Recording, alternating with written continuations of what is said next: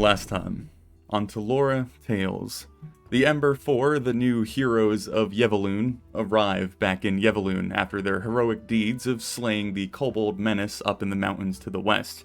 They also slayed the strange draconic abomination thing that they discovered, which they are somewhat curious to figure out what exactly that specimen is.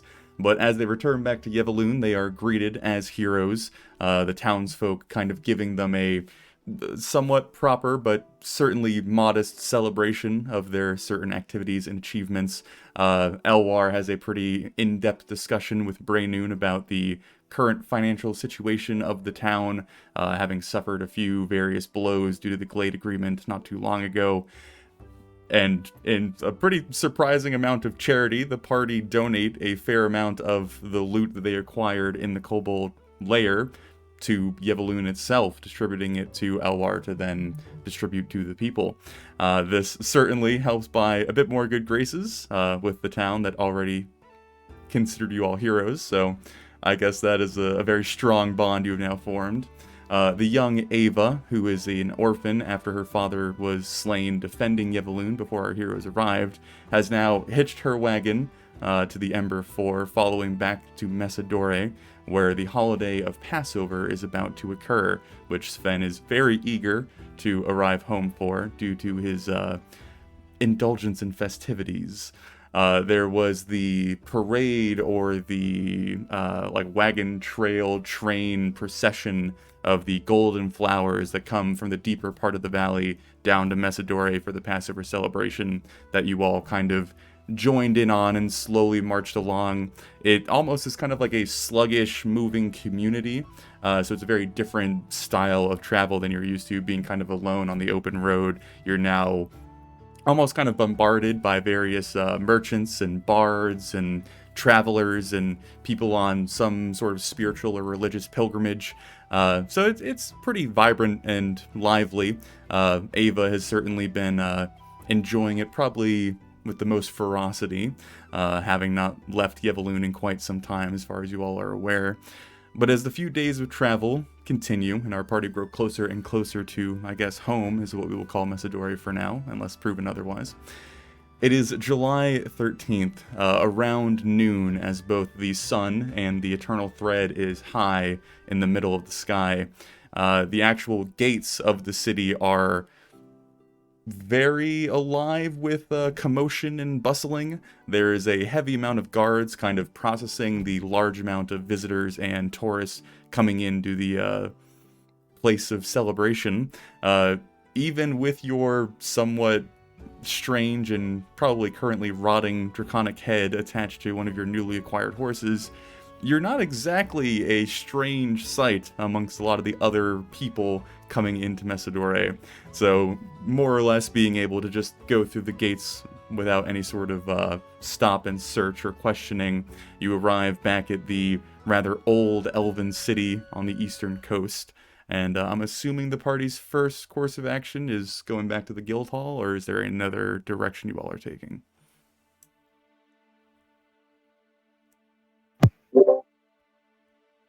Sven would probably be pretty antsy to get back, especially because he has a letter to send out. Mm-hmm. And anything to get rid of this dragon head that we're toting around that probably smells great by now. Mm-hmm. Alright. So as the party direct themselves back to the guild hall, I guess I will go ahead and move you all over to that. There we go. The familiar sight. Is there a particular way you all are entering your somewhat long departed residency or residence?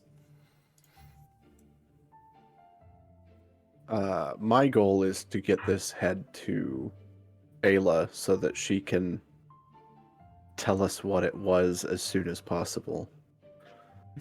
Okay. So as you all stride up to your guild hall, which again is a pretty unassuming building on the docks of the river, it does not appear that the festivities of Passover have made their way down to this kind of lonely cove of the city itself, so you're able to pull on in with your new steeds and I guess, unattach this somewhat rotting head from your mount. Moving into the actual inside of the Emberboar Guild, there's actually an initial bit of surprise, I suppose, that the front room seems slightly cleaner. None of the furniture has been replaced, so there are still tears and rips and a few stains still worked into the fabric, but the dirt and the dust are kind of cleaned up. A lot of the cobwebs in the corners have been dealt with. There's a little bit more of life, as far as you can tell, in this place prior to your first entry into this somewhat cozy chamber. Ayla, dutiful as ever, is sat at her desk, currently working on some sort of contractor paperwork. As you burst through the door, look up, eyes light up with excitement before she spots, I'm assuming Braynoon entering first, with the large, grotesque head, and there's this little mixture of like, success? Yeah, so successful. Applause all around. Applause. We were able to handle and deal with the kobold threat, and I'll just lift the head. And this, while not a dragon, also isn't a kobold, and I'd like to know what it was, as it tried on multiple occasions to eat me, so... And it was almost successful. It was really a lot harder than we were planning on. It was pretty hard. Kind of like looks you all over, like doing a quick check of like everyone still has their limbs and their eyes and everything. And she would spot Ava, who's kind of like hiding behind you all in the back, not quite making herself known. And clearly there's some like mental note in Ayla's mind before she looks you back over again. I'm sorry that my information was not 100% accurate, but a success is a success. Camus will be thrilled, and I will certainly be interested in exploring whatever that is. I'm just gonna go and put it like not on her desk. Yeah, she's like already kind of like scooting a few things out of the way. But put it someplace where it's out of our way and is now her thing to have to deal with. But if you want to give me the contract, I'll go ahead and sign it off, and we'll get that all processed. I'll hand that over. Camus. Oh, okay, wait, pause. Rob, the music's coming through your mic. I'm turning it down right now. Okay, sorry about that. I assume Camus is in his office or off doing something. Yeah, he's currently in his office, yes. If you want to go ahead, I'm sure he'll want to debrief, but certainly this will be better than the last one. I'll walk down the hall and knock on his door. Let me go ahead and actually move myself over to this map. So Camus would be sat at his desk, again, doing almost similar, I guess, like paperwork or responsibilities as Ayla. He hears you coming down, so as you're almost turning the corner with the door already open, he just kind of like looks up at you, and there's the slightest shift of like approval, I suppose is the term to use. Hey, you're not dead. Yeah, before he goes back down to his book, he's like, and then just kind of like waves at one of the seats in front of his desk. I will go in and have a seat, I suppose. So as the rest of the party is kind of still in the lobby area, and Ayla is somewhat shifting away from the grotesque head on her desk now, she would look over to you all, again kind of giving you another glance, but she would find Quinn's eyes somewhat directly, and well, welcome back, Quinn. You seemed not as excited as the others. Was it fun? How'd it go? I wouldn't say excitement. That's, you know, a villager died, and that's while we were there, to say nothing of before we even got there. So, what can I say? We did our job, and right this time. As you mentioned villagers dying, you see your eyes kind of move down to Ava, who's just kind of like tucked back by the door. And she's like, and this companion?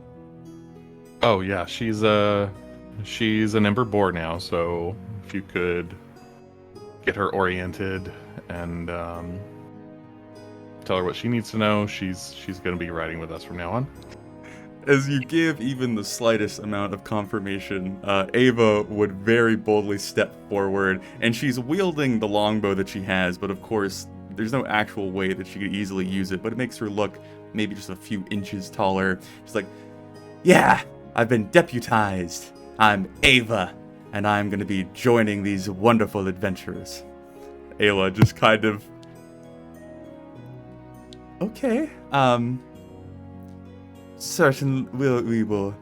It's lovely to meet you, Ava, and I'm sure you are a fine addition to the team. Kind of then immediately aiming a very alarmed look at Quinn, and also giving a glance at Sven and Thomas, trying to see if this is actually what is happening. She's gonna ask how old you are right off the bat, so whatever the number is, just double it, and maybe she'll respect you. Well, Quinn, I wanted to talk to you. I was glad you got back for Passover. Very exciting, very exciting. Tomorrow's going to be lovely. But I imagine you all are tired and want to rest and eat and recuperate. So, and yes, and young Ava, you said? Yeah. You like sweets, yes? Yeah. Let's find you some sweets. And then Ayla kind of gets down from her desk and starts walking Ava back towards the kitchen.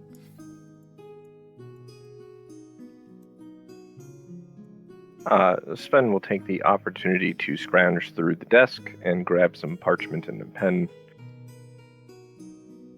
Okay. I assume guild hall materials are for all to use. Of course. If anyone stops me, then yeah. And then once he's got that, he's gonna furiously just start writing his letter to his father. Okay. Thomas, you doing anything specific right now, sir? Just kind of wandering around, getting reacquainted, seeing if there's any new additions to the library. Okay. Letting Mr. Sparkles run around. Mm-hmm. So Braynoon is Camus finally finishes whatever he's currently writing. He kind of throws the book closed, looks up at you. Well, at least you followed Rule 1. Barely. So we brought back a trophy of sorts, the thing that was the actual cause behind the trouble in Yevaloon. And then I'll just kind of go through the series of events that, mentioning... No, Braynoon wouldn't. Talk about Ava, talk about Adun, her father seemed to be a retired Green Hood, acting as protector in the village, blah, blah, blah. Talk about Lensa, tracking them, whatever the dragon thing was, and just kind of very as detail oriented, and like he's got his journal out, so he's like reviewing his notes and just as much detail and fact as possible. And he gets to the end, and I've got one question for you. What does that damn twig do? You see him like holding back like a full grin. There's a bit of a smirk. He's like, it's a warning twig. You snap it, and I will be alerted. So it's a way for you to come and recover our corpses after. That's good to know. I was kind of waiting for one of you to... I mean, you could have just told us that up front, and... Where's the fun in that? one question though.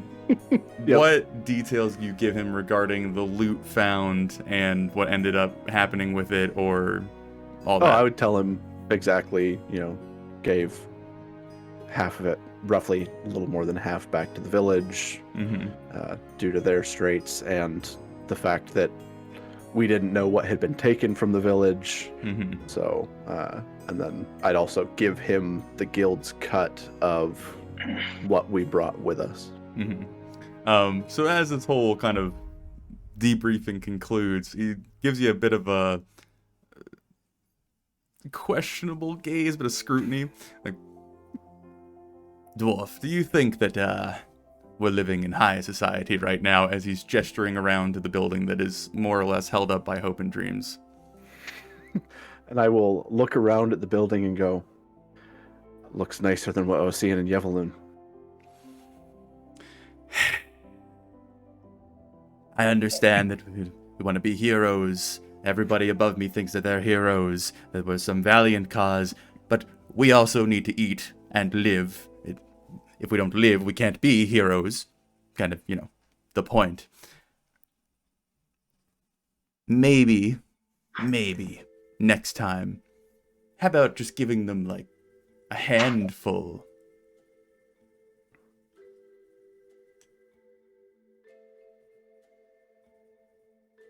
And it's just a prolonged silence. It's just kind of like Braynoon's kind of going through it.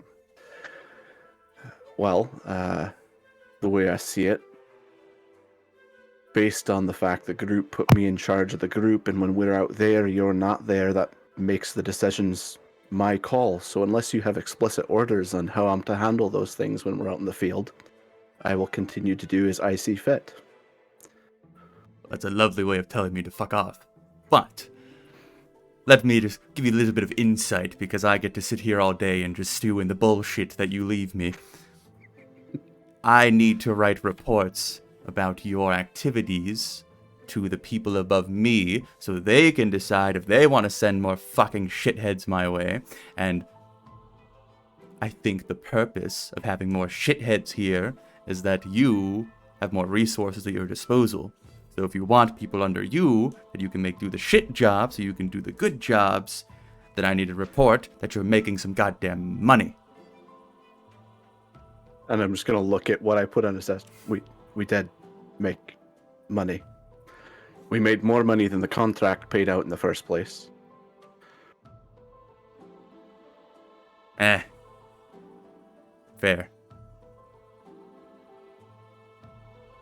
Well, it sounded like you did good. I'm assuming that your companions, fuckleheads, whatever the... You have a name? You have a name. Yeah, it was, you still are a name. Fucking idiots. Are they doing better after,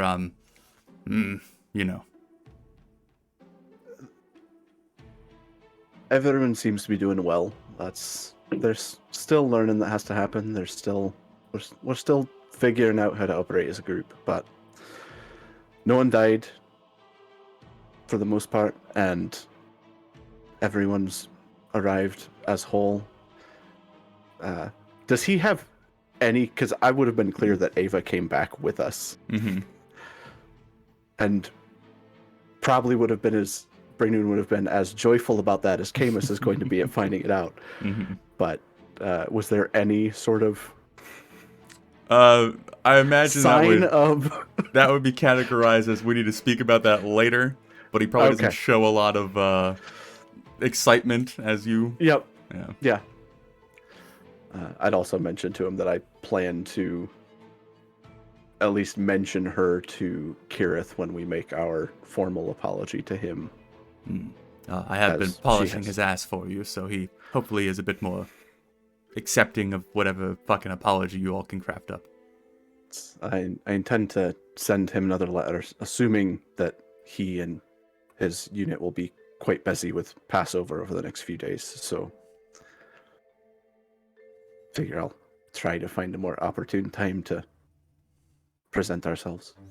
Well, I pretend to be busy, but do I need to hear from the rest of all of you, or can I just take your word that everything you said is more or less accurate? as it's accurate as I am aware of. If you don't wish to speak with the rest, I'm sure they won't be upset at that. As much as I deeply love Purple, I could very much live without having to hear him rattle on about whatever fucking drugs he found out there. Sven sneezes. I think he's still feeling the effects of whatever drugs he found out there. As you're like, kind of the conversation's coming to a close, he starts like looking at the desk. Pulls out a few drawers. Yeah, throws you a lit coin. Good job. Thank you. I'll try to be more mindful of the funds we bring home in the future. It would have been nice to have a bit more money to celebrate with tomorrow. You don't seem the celebrating type, though. Well, and I've got plenty to get me through what I wish to do. Is Pointy gonna handle Purple? In the respect of the festivities over the next few days? I'm not sure. He seemed quite excited himself to do his own thing. Admiral, Commander, Leader, Team, Captain. I'll make it very clear that if Purple ends up in legal trouble, that's going to be your problem. I'll speak with him. All right.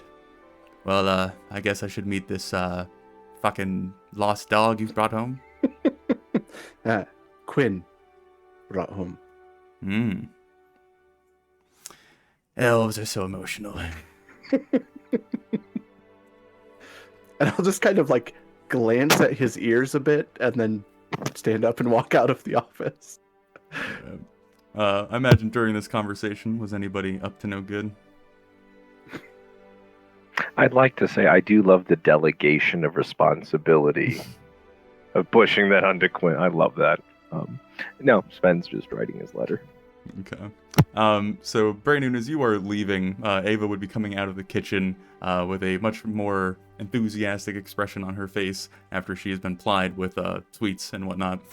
She is holding the letter of recommendation from Elwar, which she is more or less planning to use as her golden ticket, kind of like colliding with you as you both are moving through the hallway. She's like, good time to introduce the new deputy? I'm not sure there is such a thing as a good time for that. And maybe don't lead with deputy. Sidekick? Squire? Assistant? Assistant would be my pick. Like just a head poking out of a door. Just imagine you're talking to me. Fuck. But, and then she starts walking by. Yeah. But she would go in, you would hear Cabus tell her to close the door, and then she would close the door.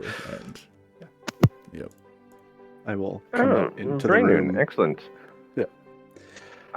Just the man I needed. How much did we give back to Yevaloon? It was a little more than half the treasure that we found in the cave. But no, I need to impress my father. What was the... 300? 600?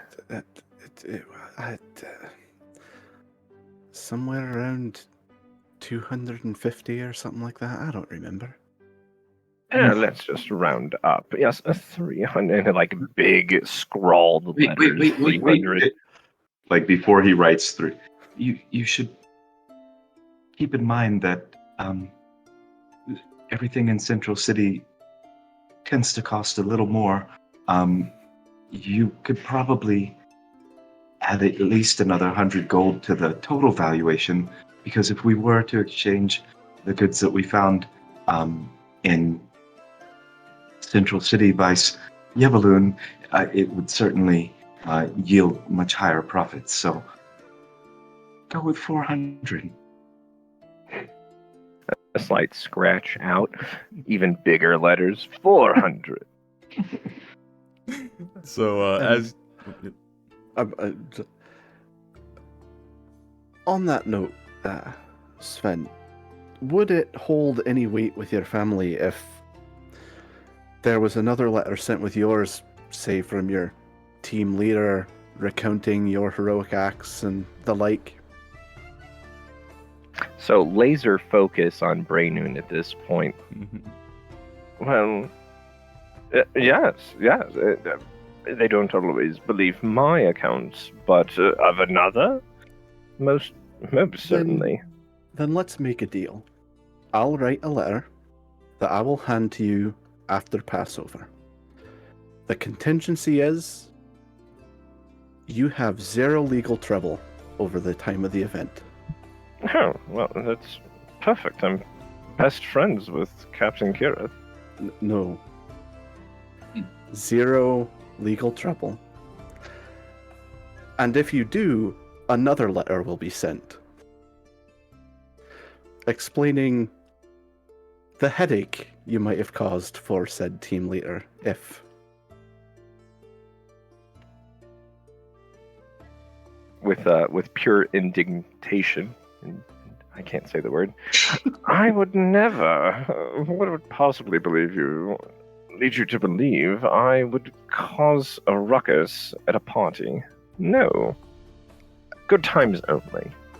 I've watched you over the last 3 days deal with the effects of your non-party activities.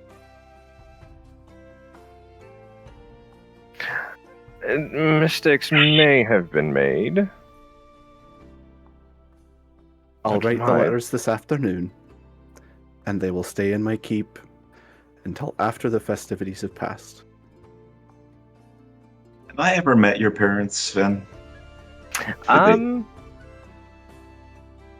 know. Did the Spires ever have like a Parents' Day? I imagine at most, or at minimum, first day, because they want to make sure Sven got in. I would Showed certainly up. say Yeah. that, yeah, Thomas, you are either aware of them or you have briefly met them, one of the two. But they're Let's go with very that. stoic, like what you would expect of like a 1800s judge in England type of mentality of just So they were not happy with the tiefling then. given I think the diplomatic kind of culture of the dragon kind, definitely no outward hostility, but a Right. general coldness to everyone. So, Quinn and Thomas, as you were both kind of mingling by the door, not Ava, I'm going to mess it up a million times. It's Ayla, wonderful. yeah, I don't know why I did this to myself. Ayla is going to kind of like poke around at the head that has been disposed on her desk and then come over and tap you, Thomas, like, Thomas, could you run up to the library and grab me? I need the volumes of Draconic Anatomy Volume 2. Absolutely. And I'd like to assume that I know exactly where at least I last saw it. So So as you take your leave up to the library, she would kind of slide it next to Quinn. Quinn, can I ask you something? Of course. Have you ever been in Messidore for Passover? I have, but I didn't really have time to celebrate. Well, are you familiar with the Companion Plaza that they hold?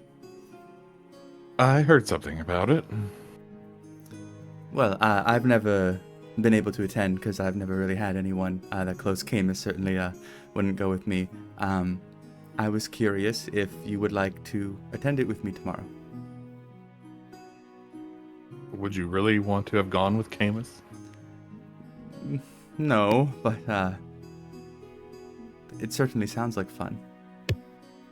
It does sound like fun. Let's go see what it's all about. Fabulous. Oh, so I got the book for you. Here you go. Thank you, Thomas. Thank you. Yes, well, I have plenty of work to do, and well, it's noon tomorrow is when it starts. Quinn, I guess we'll meet here. Yeah, and it just kind of like goes out towards your desk. From the other side of the room. Yes, Quinn, if you'd like to match outfits, I'd be happy to help. Match outfits with you? Are you going? Well, of course. A boring symposium? No, I'm going to the ball. I think I'd like to try to pick something out for myself. Got to keep the fashion sense sharp. How avant-garde. Thomas, Yes. would you care to match outfits? I'll wear whatever you like, but I'm gonna go to the expo. Oh. Well, we should look good anyways. Perhaps some new clothes are in order. Has Braynoon given us our cut yet? So of what we brought back, yes. However, I Okay. don't think we've gotten our payout from the actual contract yet. So Okay. I would go. You can say that's occurred at whatever Okay. moment that would have happened. Yeah. yeah, and I did the math on that, but I can't remember what it is because it was a 60 gold was the full contract, so 30 split 4 ways. Yeah. Plus whatever you kept. Right. 7.5. Yeah, on top of the 25 each that we got from the treasure. So eventually, as everyone is moving about, Brandon, I'm assuming you are in the bunk room. I'm actually getting ready to head back out. I want to go visit the guild hall real quick, and The other guild hall. yes, yeah, not here. Yeah. My other employer. A man of many guilds. At one point, during your preparations of like unloading or preparing or just kind of cleaning yourself off, Ava would come and be like, which one's mine? I'm gonna point at Quinn's bunk. Until someone tells you different, that one right there. So it's like putting her longbow down on it. That's all my stuff. Okay. And then as this is going on, all of you would hear Camus come out of his door. He would walk by the bunk room and into the open room, and he has the letter opened up in his hands. He's like, I don't know what by the thread you all did. This is obscene. No truer heroes have ever walked this mortal realm. Sven, minor illusions, a little golden halo behind himself as he preens. Yeah, you just hear chuckling from the bunk room. He would go on to read about the absolutely astounding posture and prestige of the associates of the Ember Boar Guild and how perfectly handled the situation all had been, before he eventually folds it up and just kind of like, alright, and then goes back to his office. But So I look at Ava. So, did he say yes? well, he didn't say yes, but he didn't say no. Oh, well then I always say it's better to ask forgiveness than to ask for permission. So if he didn't say no, then you're with us, and then just act like he said yes. That's what I would do. He wouldn't give me one of the little badges you all have, but I think if I just take like a copper coin and I just...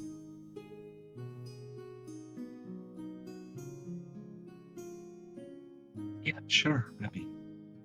Yeah. But what are we doing tomorrow? Going to the expo. Quinn is gonna go to the couples ball thingamajiggy thing, whatever.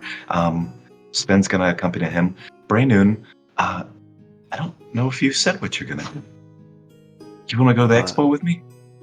I'll be making a stop at the expo and then Awesome. heading over to the Dwarven Quarter for the rest of the day. Of course you would. Do Why dwarves just wouldn't like you? sit in the corner and sulk? We tend I to know. drink, Sit but in corners and drink, but they look like they're sulking. But I don't know. It's hard to tell under the beard. you're welcome to join me, Thomas. Really? Aye. I've never drank with dwarves before or seen like dwarf halls or whatever it is you're gonna do. Yeah, I think that'd be great. Oh, no. Thomas, you have to be careful with the dwarven liquors. I've heard some of them even have sand in them. Oh, I'd like to try that. I heard about that. There was one that they brought over called Spiral Town Ale. You hear Camus like laughing from his office. Well, Ava kind of looks around like, but I was gonna go to the dragon slaying, but I guess everyone else is doing other things. No, go off. Have fun. But we're all getting together for the flower float, right? Of course. All right. I guess I'll go sleep. I don't know. But what do we do? Is this when we're not killing things? No, a top shelf idea. Sleep would be very beneficial, especially to one as young as yourself. I'll look over to Quinn. Perhaps a quick tour of the city might be good for her.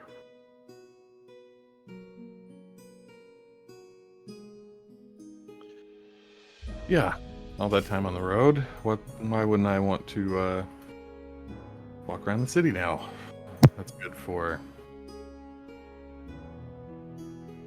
Oh, the Quinn. old- You are the smartest, so it makes sense. Wait, what? No, he's not. Well, he's smart like he knows things. He's like cool smart. You're like book smart.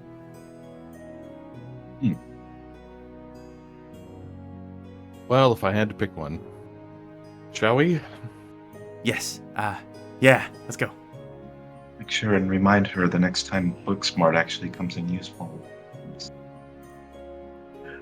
Oh, don't worry about her, I will Thomas. join the two of them until our paths diverge. Okay. So Braynoon, Ava, and Quinn will depart the guild hall, leaving Thomas and Sven. So, mages, are you doing anything with your afternoon or evening? Yeah. Did we divvy the wealth yet? Yeah, I think that's all been Yes. spread out. So 25 gold and then 7.5 30. gold. Yeah, 32.5 to everyone. So 32 gold added to our inventory. Yeah, and 5 silver.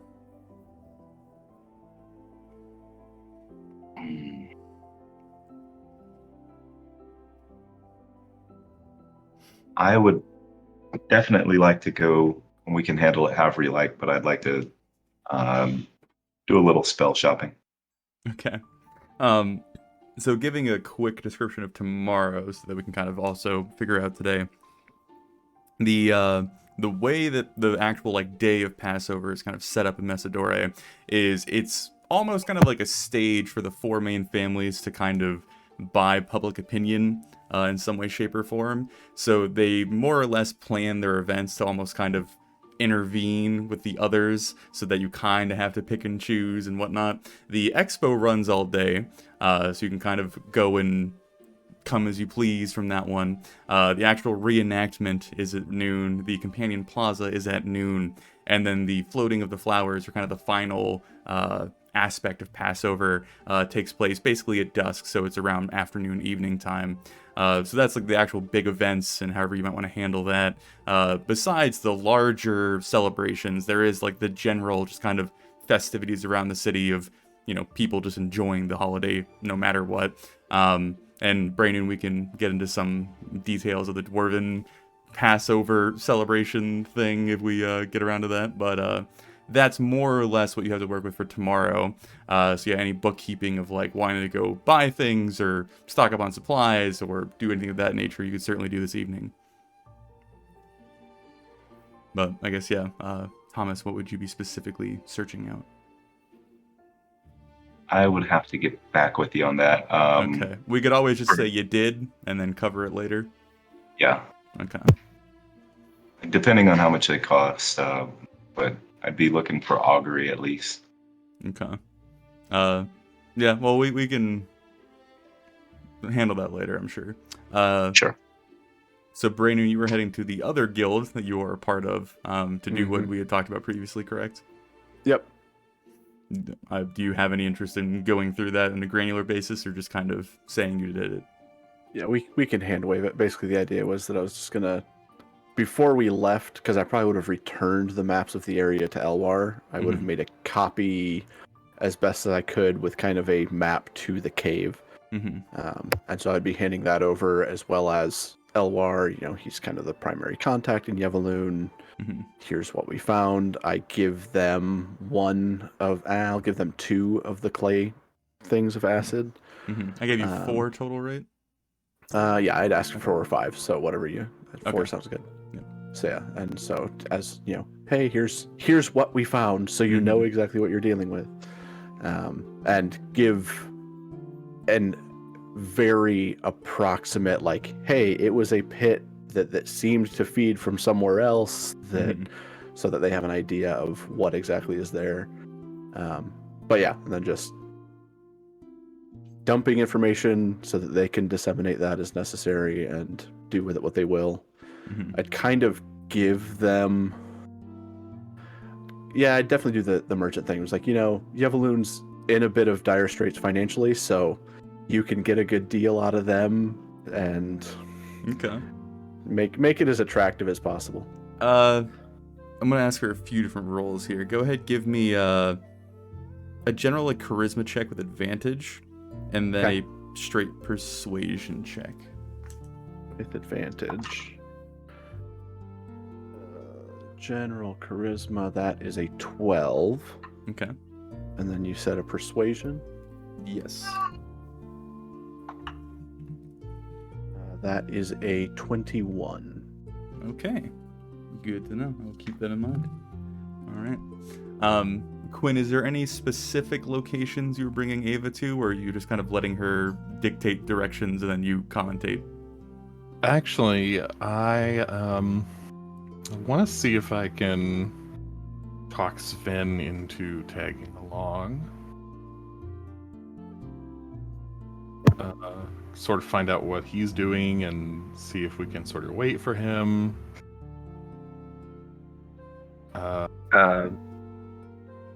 Yeah, actually, Sven would definitely be down. He has shopping to do, and he needs to mail out the letter. Actually, before leaving, you probably approach Ayla about that. See if she could mail that out for him. Yeah, I think that's reasonable. And then, yeah, he would definitely be down. Yes, no, we must hit the tailors. We must hit a couple of other places. Ava, you may have to stay outside for those.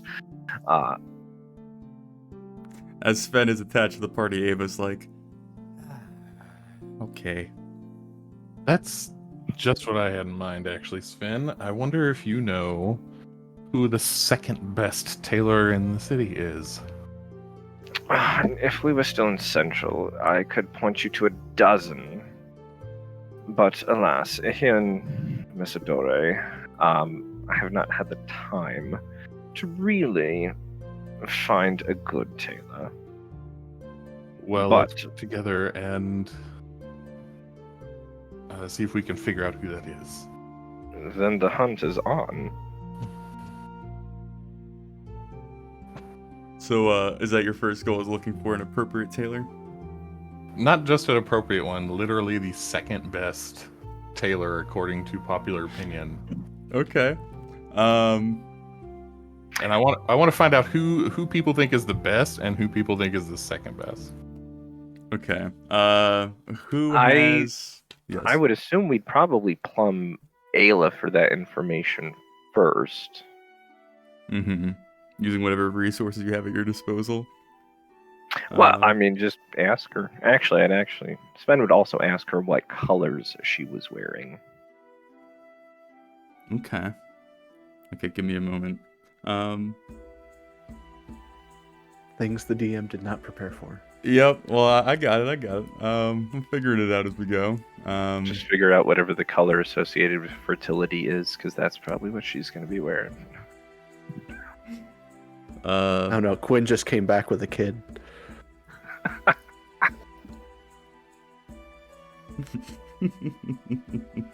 One moment. All right. So, I'm gonna go ahead and have both of you roll me separate investigations. Sure.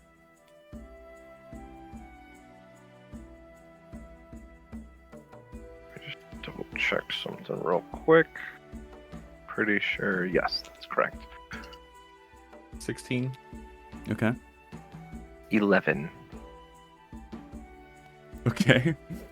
So, Sven, as you double back to the guild and ply Ayla for a little bit more information, she would inform you that she has a somewhat basic orange and black gown that she was planning on wearing. So that's like her two kind of primary colors and really her only option. So at least you get that. She would tell you that the perfect trim is the #1 tailor recommended in Messidore. As far as the second best, she's a little bit at a loss of that due to people not usually cataloging the second best tailor in their little back of their mind catalogs. Quinn is, you all as a group begin to kind of move around and just, I guess, peruse the city, talk to people, kind of overhear things, move in out of like storefronts and whatnot. Eventually, someone would point you in the direction of a shop called The Blessing of the Blush. It is kind of a, I don't want to say taboo business, but it is looked upon with a little bit of like skepticism. Apparently the man that operates it is somewhat weird, I suppose is the right term to use. His work is fine and his prices are decent, and he might be the #1 place in Messidore if his personality wasn't so bombastic, I suppose. And she said the name of the best one was The Perfect Trim. Perfect Trim. Okay. All right. Let's go to the weird tailor. So as you follow the somewhat vague directions you've been given towards the Blessing of the Blush, Ava gets more and more curious as time goes on, kind of watching all this taking place, and is kind of like almost jogging behind you, Quinn, as your strides are almost like double her own. Like, are you really gonna dress up like all fancy? I mean, like you look fine now, right? We are something that you'll learn quickly, I think. If you are going to be an Ember Boar, is that we must be prepared to operate in any environment. Wait, are we the Ember 5 now? No. So, what did the old man say to you? He told me not to say some of it to you, but I don't know if I like him more than I like you. Really? You don't know?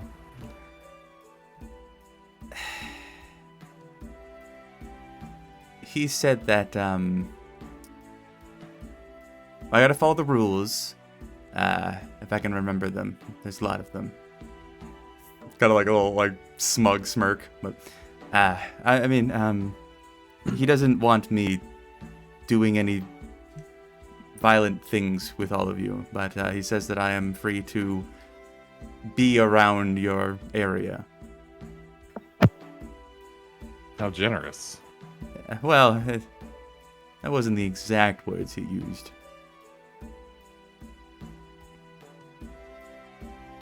I suppose I'm surprised still. Well, I am almost a teenager. Well, at any rate, yes, I'm going to dress up.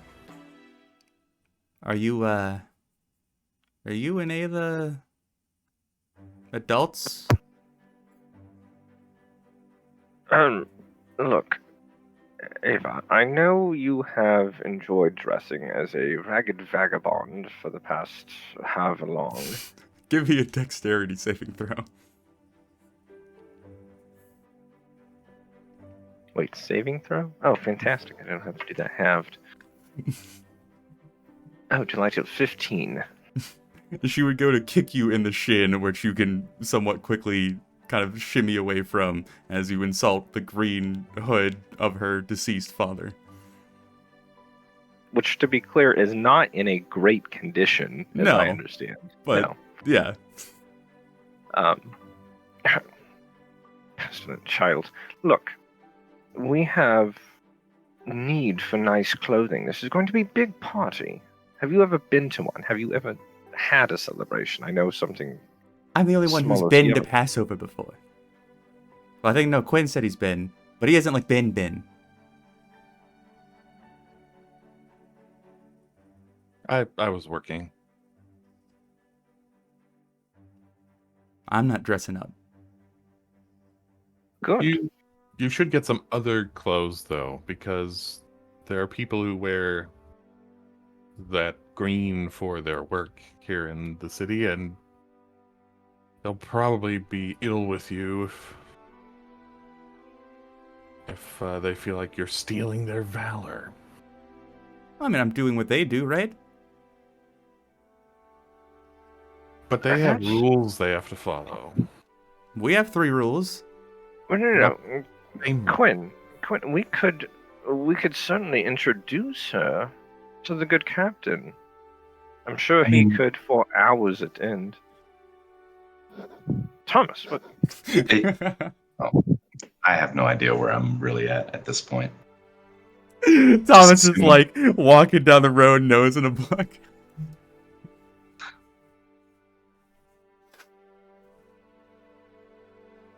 Okay, I'm by myself. Never mind. Okay. Just a thought. Well, Quinn can dress up all fancy if he likes, but I don't know. I think he looks fine. You might like it.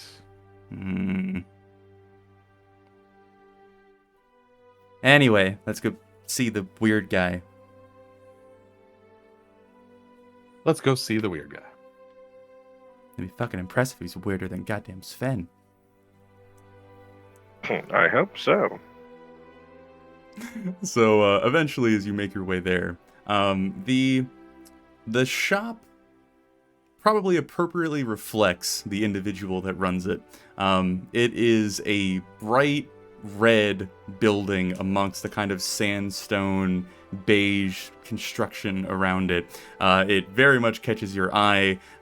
The vast majority of the actual first floor of the building is covered in these large shop front windows that have different garments and accessories and whatnot kind of posed on mannequins and draped from the ceiling. There's a lot of very warm light on the interior that exposes the racks of different fabric and whatnot that you would assume is an establishment such as this. Before you can even get inside, being able to see the majority of the shopping area of the building, you see a gentleman who it's kind of hard to dictate what race he might be at this distance, kind of moving through the various racks of the store. More or less, you're spotting this large red kind of cloth hat that sticks maybe about 2 or 3 feet up above the end of his head, that is just kind of this little red beacon moving behind the different shelves and whatnot.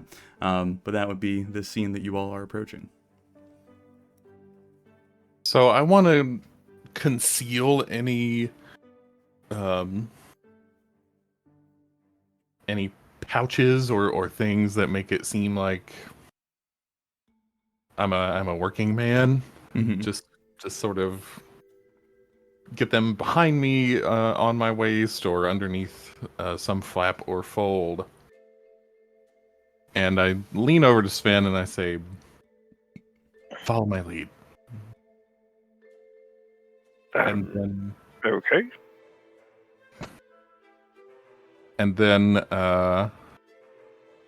I will walk up to the cat person with my nose in the air. All right. As you stride into the business, the door opening and some sort of like magical bell kind of chiming, you would be very quickly confronted with, that would pop up thankfully, yes it did, with this gentleman. He is rather striking due to first the kind of cap that he wears, this large red, probably silk-ish fabric that's kind of spiraled around the top of his head. He has this very distinct green leaf kind of like pinned to his forehead with some sort of jewelry being the actual mechanism. His beard looks somewhat natural, or at least grown naturally, but it is this strange kind of greenish hue that almost like makes you think of like a mucus color, which is not the most appealing color to have in one's hair. But as you step inside, you would see his head kind of pop up behind one of the shelves, and he is wearing probably something somewhat similar to Sven's outfit, this large purple flowing robe with like gold trim on a lot of the like the ends of the fabric. There's lots of layers underneath that are also tailored to his person, and his eyes light up and you see him kind of like lifting his arms up in this like very somewhat extravagant manner. He's like, well, welcome. I have not I have the festivities, there's plenty of people, but what can I do for you, sir? You look like you are in much dire need of an uplift, as he gestures to your mundane outfit. Oh, yes, you'll have to pardon me. I was going for a ride in the country and thought I would stop by and pick up the parcel for Inbalar.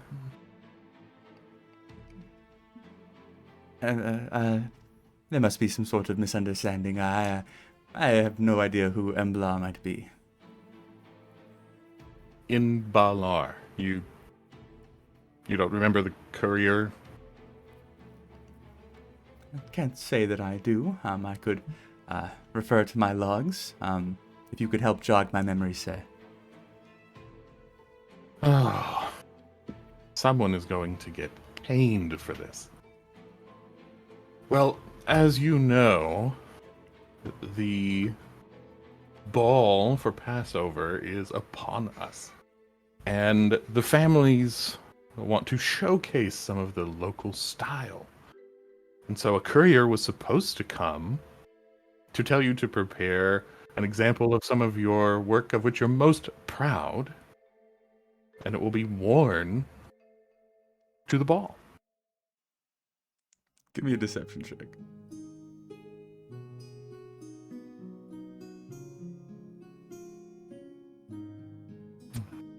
That's 22.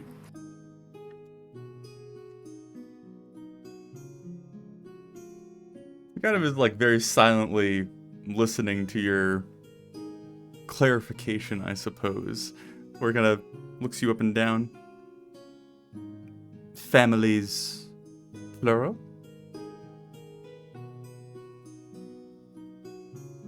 Well,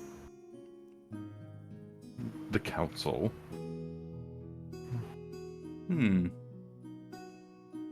That certainly would be a great opportunity. I've not gotten your name yet, sir. Inbalar. Oh, you are the lovely gentleman that would be wearing these pieces? Naturally. Well, Embla, he reaches up and he grabs your hand and very like graciously gives you a little bow. He's like, I am Helazendra, but most people call me Hel. I mirror his movements exactly. Yes, very good to meet you. And this is Svenjamin. He is an expert in fashion. Full bow, like pulling out his robes, almost making it look like a curtsy, I guess, at that point. But kind of billowing himself with his silk and cloth of gold. Just, pleasure. He looks over at you and there's like clearly a very like inquisitive eye on like every single inch of your clothing. He's like, well, that is impressively pristine. It's great to meet you, my dear sir. And what about the little rapscallion? Ava kind of like, Oh, a page. Pay no mind. well, she's rather drab, but I suppose that fits her occupation. Well, shall we bring you into the fitting room? By all means.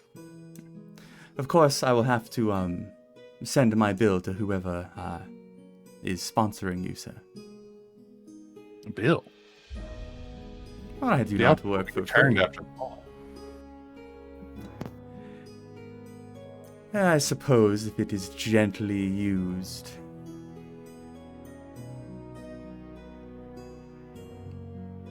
Well, I hardly think there's going to be anything too strenuous or dirty occurring at the ball with the clothes on.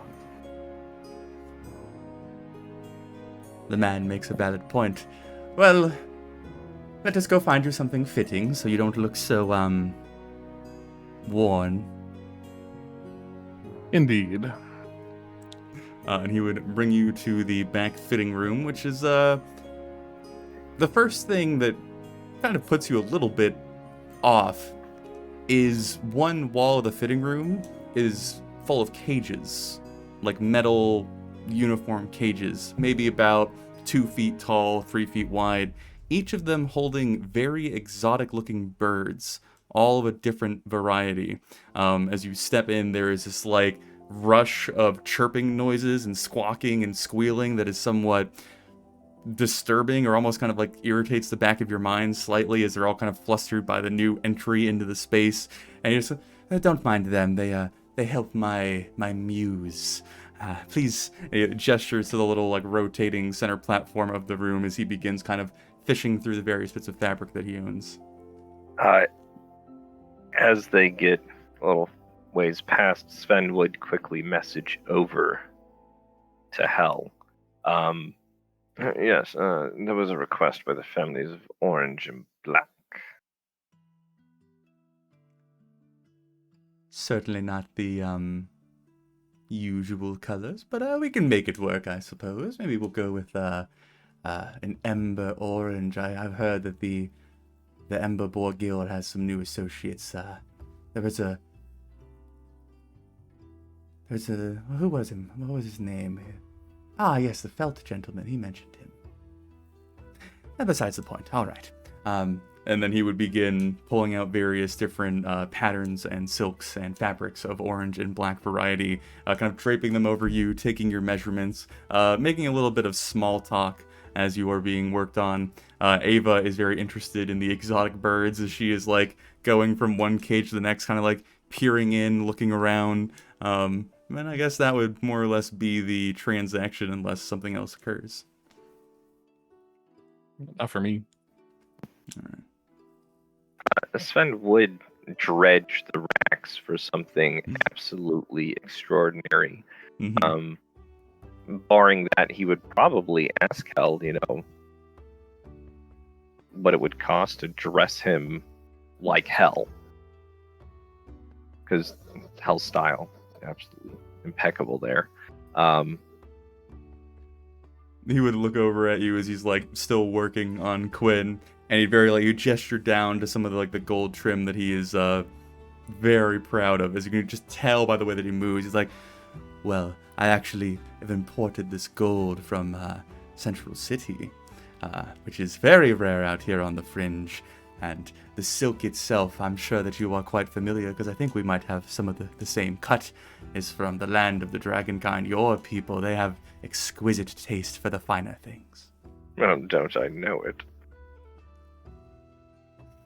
Yes, I have to admit your style is exciting. I know that you have the horns, which are quite the accessory in themselves, but perhaps some jewelry or some addition or some color could really bring them forth. What if we could craft some sort of weave between the two? I have been wanting to try that for years, but I've never had the courage. It is the perfect time. Well, I am not one to usually work on a budget, sir, but if you could tell me, perhaps, how much value you would be willing to put on your appearance, at least for today. Unfortunately, due to recent investitures, I am down to about 50 gold. Reasonable sum. Certainly would not be anything of my finest work, but we could sort something out for you if you would like maybe a new robe or maybe some fashionable boots or gloves, though I don't know with your little sharp fingers if they're maybe fingerless gloves. Those are in style occasionally. Yes, maybe a headdress and some fingerless gloves. So I guess asking you, Sven, what would you be in the market for specifically? All right, so let's go with something wild. You know, the wires between the horns with like little dangly bits of crystals or something. Mm-hmm. Some nice flashy gloves for him. Okay. Something that's going to draw eyes and attention. Okay. We'll go with 35 gold pieces.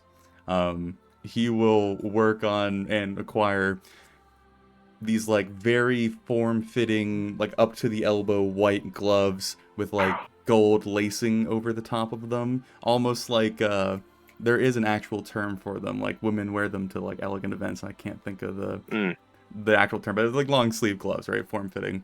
And then as far as your horns, he would dangle literal like thin platinum chains or threads, I guess, between the two curves, and then little bits of very like foreign exotic bits of fabric, a few different pieces of jewelry or accessories, almost kind of like the little bracelets you have when you travel around and then get little additions for every place you visit, like things of that nature that he has, giving you this almost like spider web of jewelry and clothing between your horns.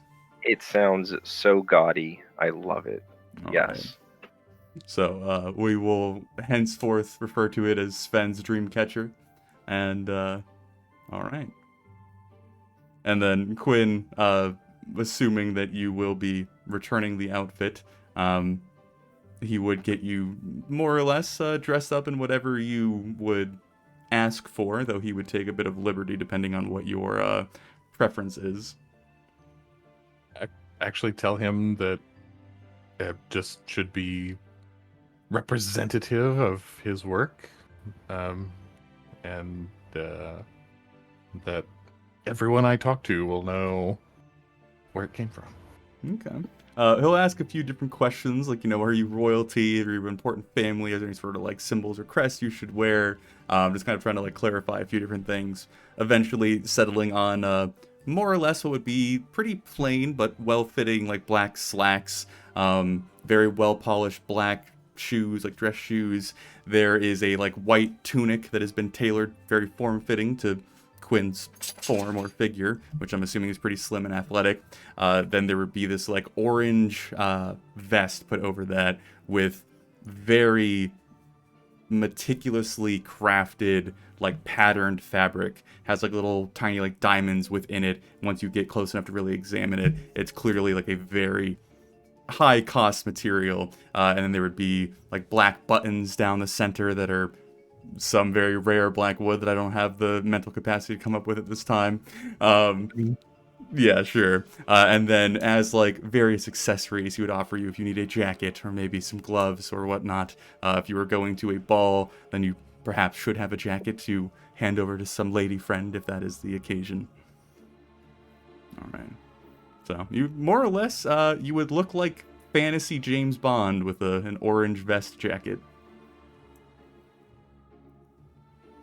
That's the ticket. All right. So you all would be dealt with kind of late into the evening. It's very clear that he's working even after like the shop would normally close, but as night kind of begins to settle, he would send you on your way with a smile, with Sven paying for his goods, and you, Quinn / not Quinn, having a receipt or an IOU basically written in your name. All right. That works for me. Okay. So Just then... to Mhm. just to clarify, he mentioned Felt, the little gnome from back on the road, right? Mm-hmm. Okay. But anything from Braynoon and Thomas for that evening when your companions are away? On my way back from my short meeting at the guild hall, I'm going to stop at the Green Hood HQ and just leave a message for Kirith. Okay. Letting him know we've returned to Messidore, that once the festivities have calmed down, we will make an appearance to him at his request and convenience. Okay. Certainly doable. Thomas? And then I head back to the guild hall. Yeah, I guess having looked up and seen everyone disappear while he was otherwise occupied, it's a little lonely. Well, if Takes you a had nap. nothing, Ayla would probably ask for your assistance in working on the dragon head, having like more identifiable questions for you since you were there when it was alive and had its lower jaw intact. Oh, I I'd be would have had the lower jaw Oh, tied yeah. to the head Yeah. somewhere. Like it's still there. But I'm assuming you would assist in that, Thomas. Sure. Give me a history with advantage and then a medicine check.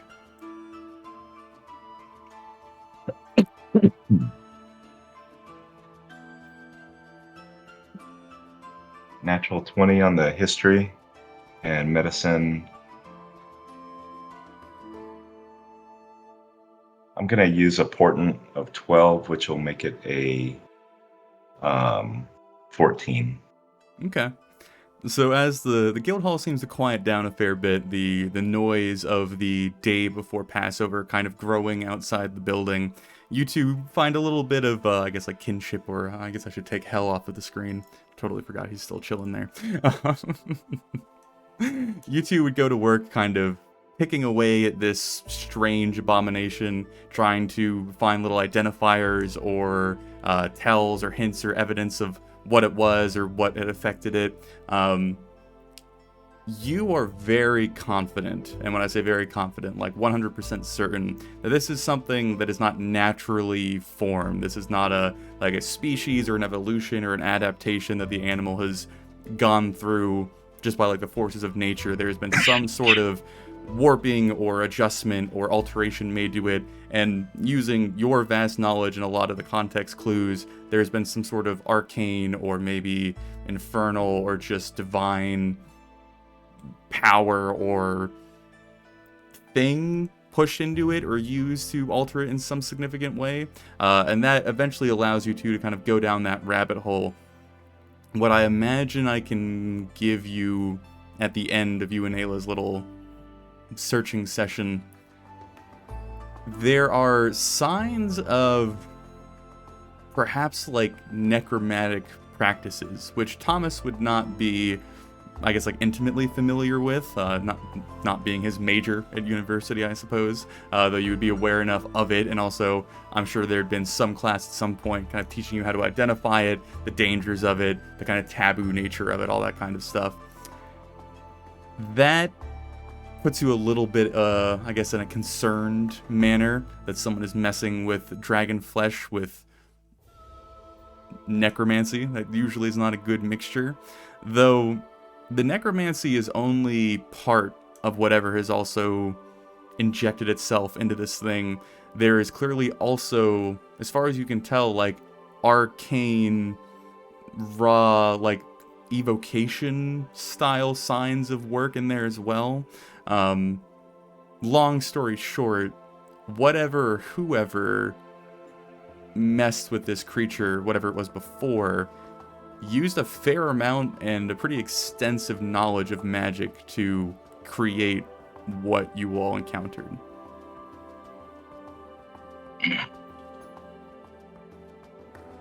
So, obviously would pass that on to Ayla. Mhm. Any reaction from her, or Yeah, I mean, you two are kind of going back and forth, almost like finishing each other's sentences as you're like, oh, well, you know, this sign right here. Like, oh, yeah. But eventually, as you kind of are winding down, it's getting later and later. She's like, this, I don't quite know what to make of this, Thomas. This is strange. Yes, and it quite goes without saying that it's a bit more than a copper contract. Bronze, but yes. I do apologize about that. I usually when people come in with contracts from villages and they claim dragons and trolls and giants, I'm quite aware. It was a joke, but that was not a personal attack. But it was really hard. I didn't want to put you all in any danger. That's never my goal. And it seems like from what you've been telling me and Braynoon's reaction that it was somewhat trying. Yeah, pretty much. One part from Mr. Sparkles would have killed Quinn or Braynoon at one point. I think a thought from Mr. Sparkles might kill me. But anyway, it's really cute. I will try and explore this further. Perhaps not tomorrow. I have a busy schedule tomorrow. You like Quinn, don't you? I enjoy the new company that you all bring. I can tell when you look at him, your eyes get all googly, and I can see the vein on your neck. It starts to pulse Thomas, a little bit. Thomas, shut up. He's not here. Your secret's safe with me. He's literally a spy, Thomas. But he's probably not here.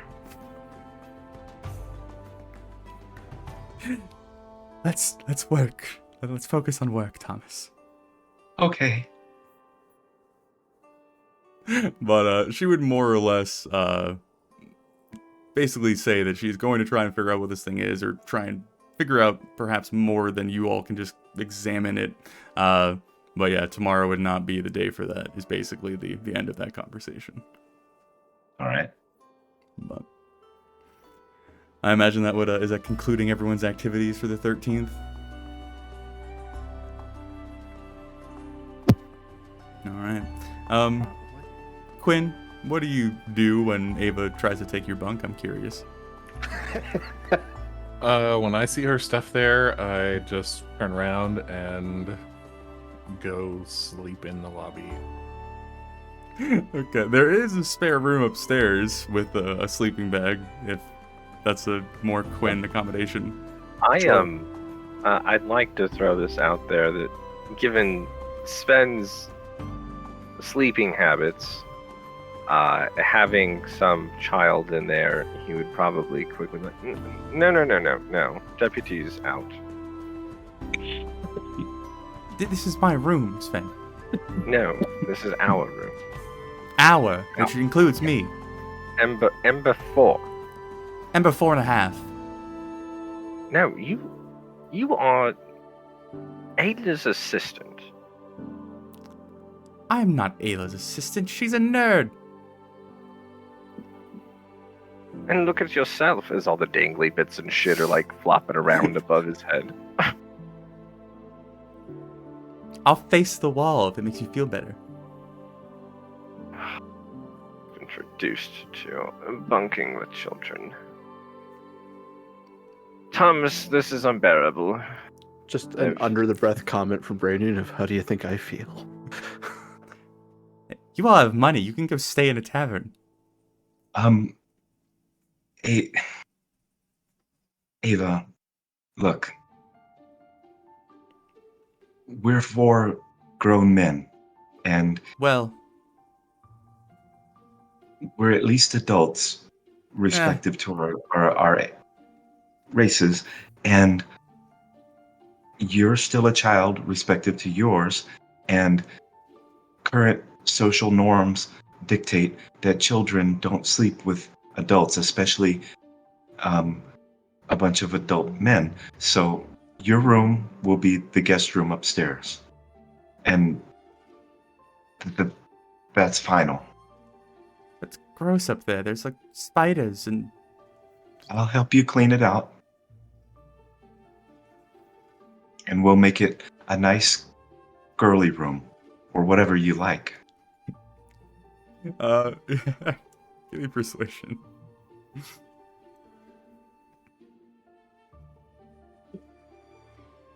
That is a flat 15. She kind of like sits on the edge of the bunk and like looks down at the floor, looks over at Sven and Brainun and then you, and realizing that her biggest advocate is not here right now. Her only advocate. No, I guess not. All right. All right. And she kind of grabs her longbow and starts dragging it across the ground as she leaves the room, goes up the stairs. You just hear this thunk, thunk, thunk, thunk, thunk, thunk, thunk as the longbow goes up. Eventually, Quinn, you would be disturbed as she's like, I'm not allowed to sleep with the boys. I'm standing there in my small clothes,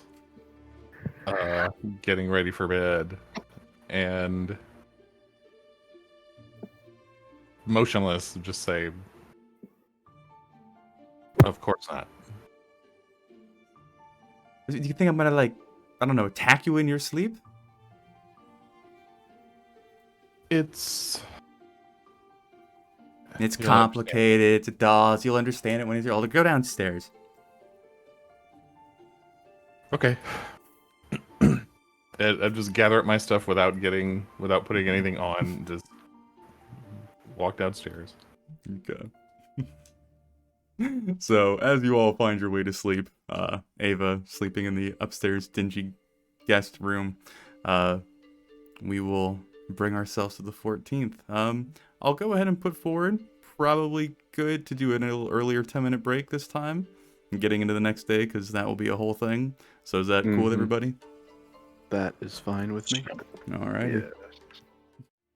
Is there any special thing about people waking up early or anything that I should know about before I start describing? Sven's going to be immaculately grooming himself in his clothing from Okay. probably 5:30 onwards. Jeez.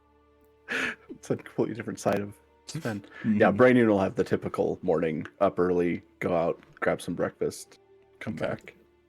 Let me grab one thing. Thomas or Quinn? Again? Are you guys doing anything specific in the morning? No, nothing specific. Just I'd be up and excited. Okay. So I'll go ahead and say that probably Brainun, you're up the earliest. Like heading out the door, I'll go ahead and put you there. Everything seems to be pretty normal. There isn't any like huge commotion or anything alarming. You can already hear people kind of getting up and beginning the festivities of Passover outside. Ayla isn't even here yet because she appears to not be here at dawn for the first time in a long time. You would hear the door to Camus's office open, and just kind of like giving a passing glance back, it's very clear that he's not like planning for someone to be in the hallway, but you would turn and see him in a somewhat strange outfit. It's a little bit rough. You'll have to forgive my artistic abilities. But where he usually wears this, pretty unassuming leather traveling clothes, he is now dressed in this pretty tight uniform of sorts. It is clearly some sort of like military-ish dress that has been very well kept and well maintained to some extent. It is noticeably like an older, I don't want to say fashion, but like, I guess aesthetic. So he comes out the door, looks over at you, kind of makes an eye, and Morning. Morning. I am not going to be here today. Well, I don't think any of us intend to be either, so... Well, if anyone needs me, tell them to go fuck themselves. I'll do my best. And he would go to kind of move past you and out the building. Just out of curiosity, like you like, is this an official military, like, branch of military, or is this something completely... Give me a history check. I'm curious. I'll leave it up to the dice.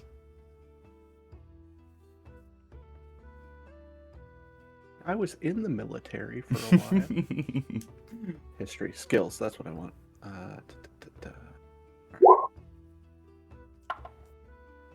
That wasn't my bad. 18? Okay.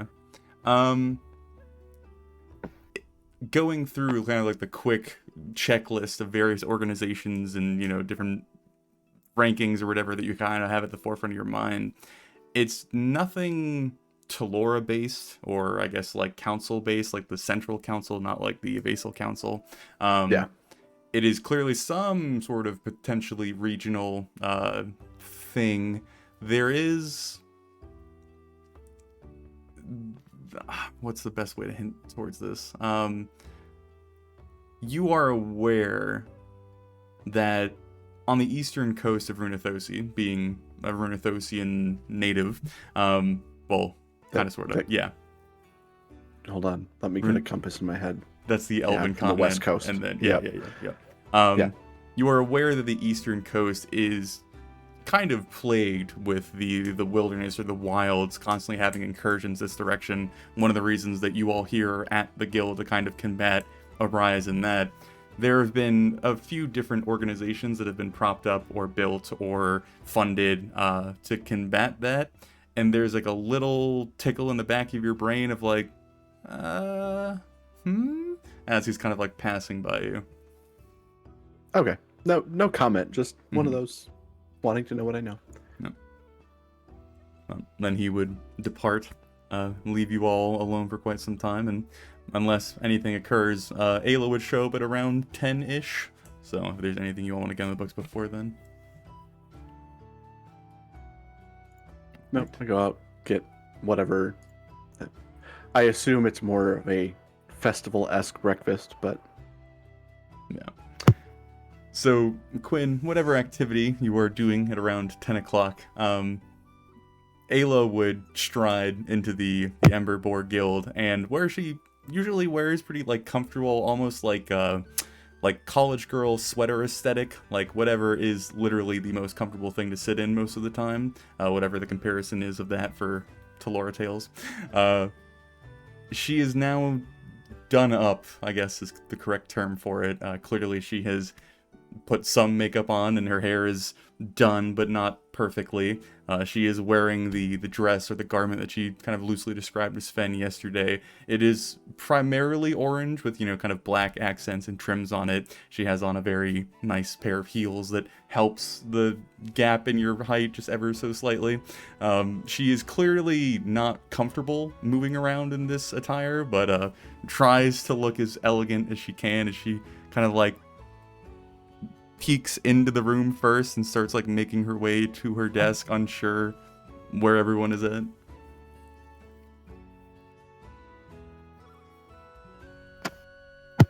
So, I will, I'm not in my getup yet. I will go toward her and just say, confidence, Ayla. Just sell it. That is the most attractive thing that anybody can do. I've never been the confident type. Practice makes perfect. Yes. Is this good? Sven? Is Sven still here? Yeah, he actually would have made sure to lay everything that he's going to be wearing out on his bed, and he's like meticulously. So he'll pop his head out, because at this point he's just in his small clothes, so you see like bare shoulders up. He's like, "Yes." Ayla wants to know what else she needs. And so striding out into the middle of the room, silk. Oh my god, I'm stuck in the corner. There we go. No one puts Sven in the corner. Give us a twirl.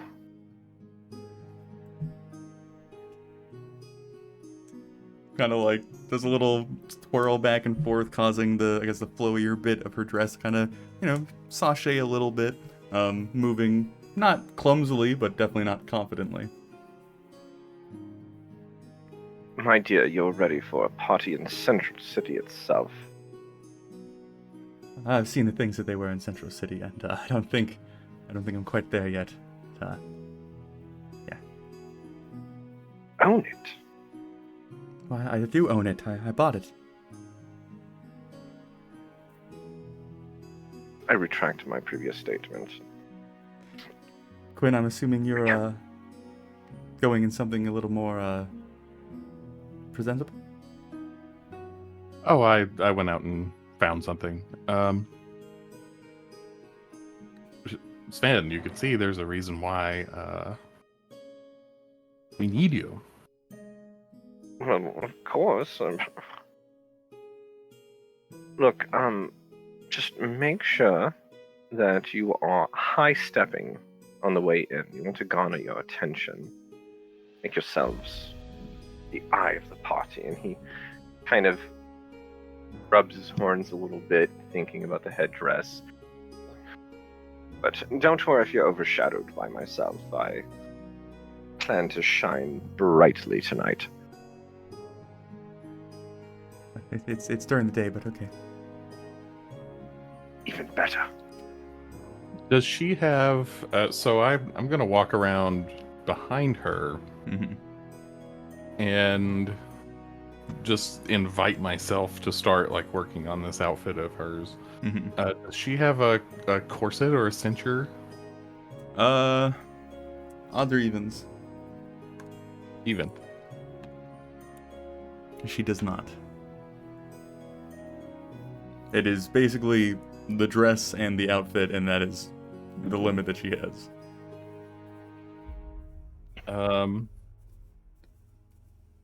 So I'll just start gathering up material behind her to like cinch the top of it to be much tighter. Okay. And then kind of look over her at Sven and say, what can we do to fix this? I'm not a tailor. Give me just 10 minutes. And he'll summon up Theremin, his unseen servant. And with the help of the unseen servant, kind of go in and, do you have needle and thread? I have very fine pointed quills. I've worked with less. And I don't even know how well that's going to work. But yeah, doing what he can. I guess Sven would try and get the pleats to. Yeah, I think it's somewhat fitting that you could kind of bunch up the back end and then pin it in place with the quill, which I think is very fitting for. Or here's some shenanigans, I guess. I did have mending prepared just in case, making small cuts in separate places, putting them together, and then casting mending. Would that work to cause the threads to seal against each other? I can see that being okay.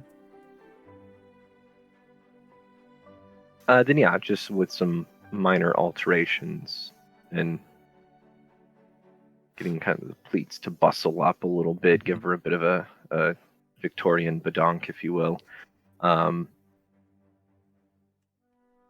So Sven, as you are going through this process, and Ayla is trying her best to maintain her confidence, which is shaky at best, Ava comes down the stairs, kind of looking at all of you fussing over her and over at Quinn, like, well, I'm going. Enjoy your whatever. Sort of working as a scene servant for Sven. I don't really even look up from what we're doing and just say, enjoy, be careful. Kind of like giving you a little glare at not even being like acknowledged. She starts walking towards the door, stops like right before she leaves. Quinn stole his clothes, and then she leaves.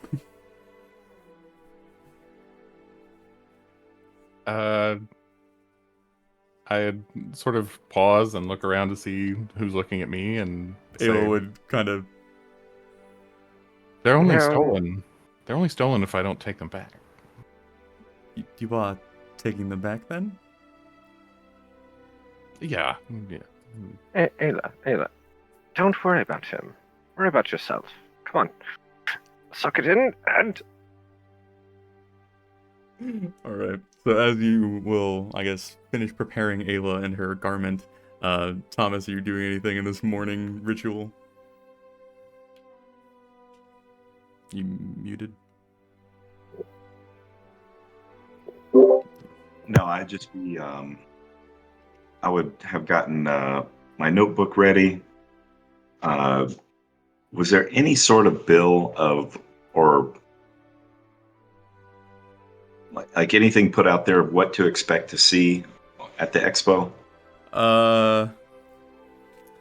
I yes, in a loose sense. I could give you what I have, or you could ask me if there is something specific you are looking for. I would just give me what you got. Okay. There is a variety of kind of one of the main points of the whole expo, that being pretty discernible through the various information you have on it, is it serves to kind of showcase Macedoria, like the modernization of Central City and the things that they have that you guys don't have here. So there'd be a variety of like little miniature models of like the subway system that is in Central City that you've used that can now be shown to the people here. There's various like magical items and certain like general commodities that you are very used to having that, again, they don't have here. So it's going to be a lot of that. There probably will be a few things that you're unfamiliar with, but you would more or less kind of be going with the knowledge of like, oh yeah, this is all my stuff, but in the small town. But I guess the question I will pose to you, gentlemen, is do we want to cover Quinn and Sven going to the Companion Plaza first, or do we want to cover Braynoon and Thomas going to the expo first? Well, after the expo, Brandon and Thomas are going to the Dwarven Quarters, so Yes. if we start with us, we can take a break in between and do. I'd love to hear about the expo first, personally. Alrighty. Let me switch us over to the other map then. Yoink. Okay. So, do I need anything? I don't think so. We will go ahead and do that. Hey, there we go. Doesn't look fabulous on the recording, but that's fine. They don't care. So, Thomas and Braynoon, as you leave the guild hall in the morning, I'm assuming, maybe a little bit earlier than when Ayla arrived, going about finding some breakfast and just kind of enjoying the festivities going up. It is a very different beast traversing the city with the festival going on. Like, every street is packed. The actual population of the city is probably doubled, if not tripled, which just makes every single, like, step forward or block a whole ordeal. The southern side of the city is more or less kind of resided to, I don't want to say like just residential, but it is very much the kind of like the tacked on addition to the initial old town of Messidore. And so there's a lot less like focus here politically. There's a lot less wealth over here. It's a lot more just kind of like middle class, I suppose is the right term to use. And the expo is kind of purposefully put in this place because it draws a lot more of the masses and it kind of exposes the wider populace to a lot of the things that Old Town kind of have in smaller dosages. So as you are growing closer and closer, you would begin to see kind of the fringe of the expo, different like toys and noisemakers and like little magical trinkets and whatnot, kind of just beginning to feed that almost strange fantasy or fantastical energy of the unknown, of the arcane, and all the very nerdy stuff that Thomas enjoys delving deep into. The actual expo itself takes up like 2 or 3 streets of part of this larger neighborhood, and it is all of the normal kind of like magical shops or enchanters or alchemists that are already there have kind of been added on to or doubled or magnified with exterior stalls and wagons and carts and shops being put up around them.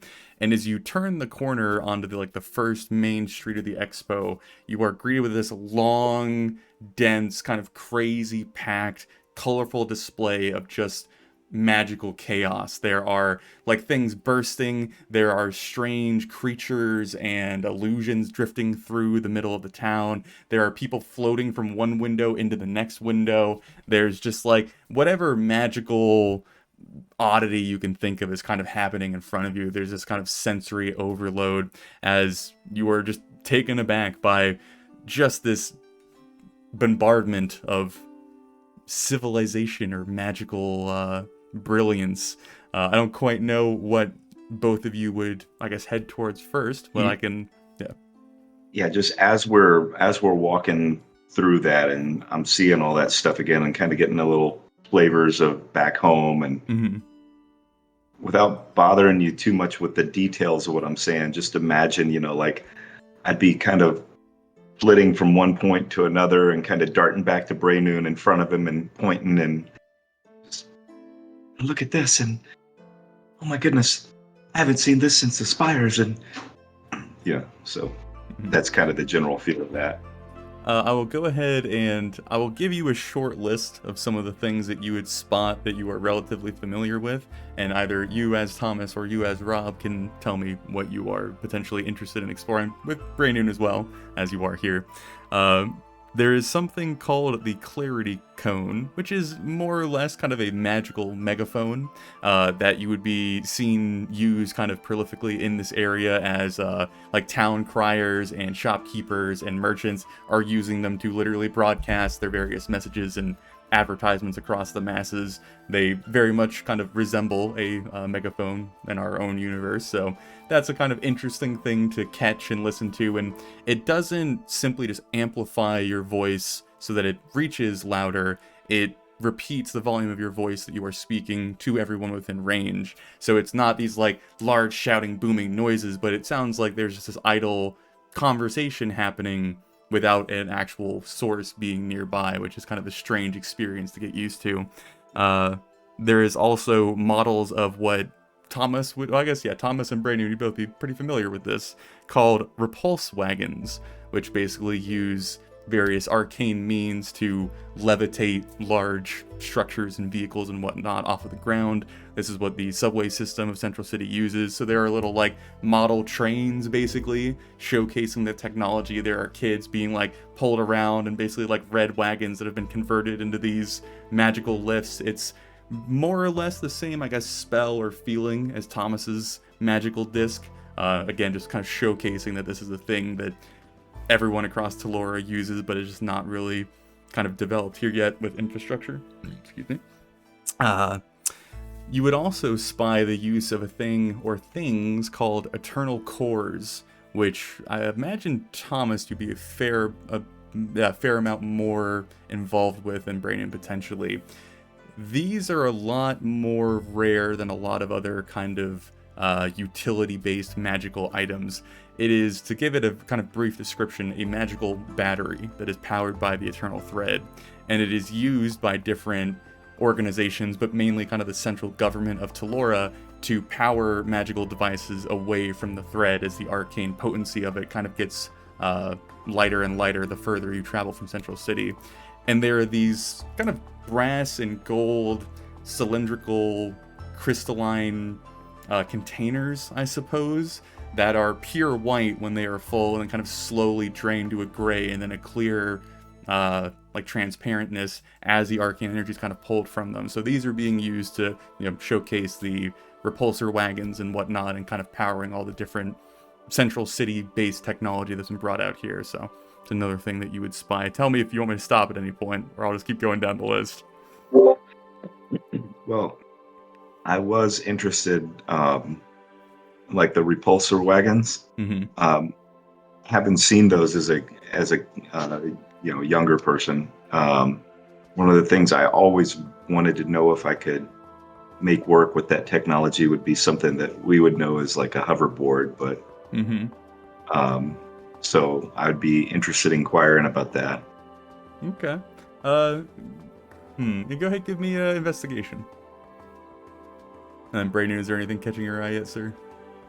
For the most part, I'm going to wander between areas with like they're doing technical demonstrations and explanations of, hey, this is how it works. These are the parts that go into it, that sort of stuff. 14. Okay. I imagine the best that you could find that's somewhat similar is kind of the smaller wagons that were built for children to kind of sit in, but for you could more or less kind of stand in the shallowness of and use more or less as a hoverboard where you can lean it one way or the other and kind of feel yourself being drifted around just kind of by like displacing your pressure ever so slightly. I mean, would you have enough room to be able to kick out on the ground to propel it, or? I imagine so. You want to do some Back of the Future reenactment? Mm. Yeah, I imagine Thomas could enjoy a little bit of skateboarding in the expo area. Are you going to attempt to do anything interesting, or are you just puttering around casually? Well, yeah, I would love to try a kickflip. Yeah, give me a performance check. It would make my day if all of you end up with like vandalism charges and Sven comes out like a rose. That would just be fantastic. A 5. So, one thing to kind of make clear is Passover is a yearly event, and as far as you can tell, kind of going through the expo and hearing about it and learning about it, the expo does appear to be a yearly thing, hosted by the Relonyar family. I finally decided on how I'm going to pronounce that family. And so there are a lot of kids here that kind of look forward to this or know about this stuff. It's very much the same energy of like going to a Walmart parking lot, and there's that one group of kids in the back that are like incredibly efficient at like rip boards or something stupid like that. And so as you are getting on these little hover wagons trying to like test out your skateboarding feet and your stance, you are kind of drifting towards like a cobbled curve, which the thing will basically lift up for you and make it a smooth transaction, but you want to kind of like kick the back end off the ground to give yourself a little bit of lift, a little bit of like a colorful curve of your lift before you come back down on the sidewalk. And it does not go incredibly well. Thomas not being the most athletic individual and certainly not the most used to being gliding around on some sort of disconnected implement, you manage to get up and over the curve without spilling off of it and onto the ground, but there's a large like scraping noise as you drag the tail end over the curb and then kind of get stuck, and then the hovering's a little bit janky, so you're kind of wobbling and you reach out, kind of catch yourself on a wall, and there's like a pretty unseemly looking gang of children that clearly this is like what they do, kind of giggling at you from the side. I would just remove myself from it, take a bow, and return the cart from where it came. Okay. To give you more potentially interesting things. There is a gyro seat. Almost kind of very much along the same lines of what we just discussed. This is a somewhat almost like steampunk-esque mechanical piece of hardware that is an actual gyroscopic ball with a seat or an implement kind of cut into one end of it, and it is designed so that you sit down in it much like a chair or a recliner and then lean around on the ball to cause you to kind of transport yourself. It is powered by arcane energy, but it is this almost kind of like vehicle-esque thing, almost like a one wheel, to kind of give it some sort of analogy to what we have in our actual reality. So that would be something that would be showcased, and there would be a bunch of kids kind of whizzing around on that, banging them together, and the shopkeepers kind of giving them hell for dinging up their merchandise, but that would be another thing to explore if need be. There would be things that you would be very familiar with, Thomas, called seeking servants, which are very small, kind of spindly constructs, usually made out of like pretty cheap metal, like aluminum or copper, and they're just created to buzz around and deliver messages. They're just these like kind of tiny little creatures that are able to open up doors or open up windows in case they need to do that to deliver their message. Nothing like incredibly strong, but enough to like, crack the door open so they can get in or slip the message in. But they were used constantly within your university at the Spire, sending messages back and forth, flying through the air, running down the hallways. Some of them are designed to fly, some are designed to crawl. They're very much kind of purpose-built for whatever environment they're used in. And they are basically the mechanical replacement for like ravens and pigeons and whatnot that are currently being used for the majority of kind of the fringe of Talora. Would I know what the range and what it takes to recharge them? So any sort of arcane powered implement can be more or less kind of jury-rig sourced by a magical user. You have either heard or know about like instructors or students or people at the Spire that as they go to travel, they like kind of allow some of their arcane connection to be used for the various tools that they have. They cannot persist on this for long before eventually kind of compromising their ability to actually use their own magic and have to kind of do pings or pilgrimages back and forth to Central City to recharge. So if you are like using a seeking servant out here to send messages over like large miles of distances, it would kind of eventually begin to wear on your connection to the thread and the power that you pull on. Not to the extent that you'd use it like once or twice and then keel over, but it would be kind of like a constant low drain. But the range is, I would imagine they could probably get like halfway across Runathosi, which is a pretty fair distance. Like they are built to basically replace the older way of messaging, so. Would be explaining all of this in intimate detail to Braynon. Who's just kind of nodding, like half of the stuff he's probably seen at some point or another. Just like, yeah, okay. Mm-hmm. So entertaining. The last thing on my list, and I'm assuming probably the thing that Thomas is going to be most drawn towards, there is a stall that claims to be the center of divine exploration, which I don't think I need to explain why that might be appealing to Thomas.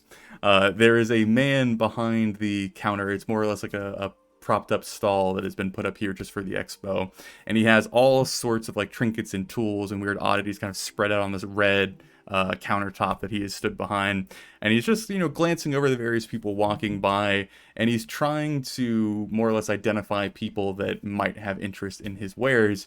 And as he spots you, and again I'm assuming that Thomas wears his university backpack everywhere he goes, he would spot the symbol and immediately be like, Hey, are you from the Spire, sir? Come here. I'm sure I have something that you would enjoy indulging in. Do I recognize anything? Is it apparent to me that he's focused on divination, or? Give me an Arcana check. Besides the sign that says, the divine. That's a 26. Okay. There are lots of kind of, smaller tools that like you would even kind of daily carry for your various explorations into like fate and whatnot. We haven't really gone into the depths of Thomas's intricacy in his like studies of the divine, but there'd be a lot of things that you would recognize from school, various like tools or implements or things that are necessary to kind of do the learning or teaching of leaning into this somewhat unexplored area of what might be and what can be and what has been. There is one implement that you're not familiar with. It appears to be a somewhat smooth, maybe obsidian ball that is flat on, I guess, one side for about maybe like 2 or 3 inches. So it's perhaps like the size of a baseball with one kind of smooth face. It's very undescript. There's no markings or anything on it. But that would be the only thing on the table that you don't actively recognize. So making a beeline straight to this man. Wow. I mean, I knew that I'd see a lot of stuff here that I really like, but my name's Thomas. I'm from the Spires. I'm not there anymore. I'm an adventurer, but I graduated from the Spires, and I was from the School of Divination, and I know that that's a Alabar's focus. I know that's a divination rod, but I have no idea what that is. What is that? As you are like running up and just speaking a mile a minute. You can like feel the shopkeeper's energy like beginning to start reflecting your own, like preparing to do the sale. He's like, "Oh, good sir, an adventurer. Wow, you must be absolutely in dire need of what I have to offer, sir. I have brought anything that you might need to help prepare you for what is to come. I know that you know that I know that we know that the future is the most important thing to keep in mind, sir. But that, good sir, that is a ball of divinity. It is something of my own creation. Do you want a demonstration, sir?" Well, you already know that, don't you? Great minds think alike, sir. I'm gonna like you. And he picks up the ball and kind of turns it over and exposes kind of flat face.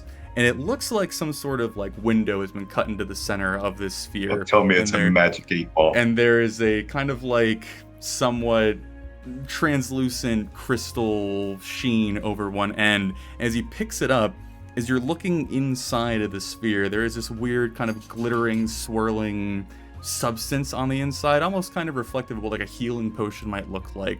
And as he lifts it up, he gives it this like kind of violent shake and then aims at your direction. And you see the swirling mass kind of going around and around and around, kind of following the momentum before this somewhat strange kind of token rises up to the top, kind of pressing up against the crystal and sticking there for a moment.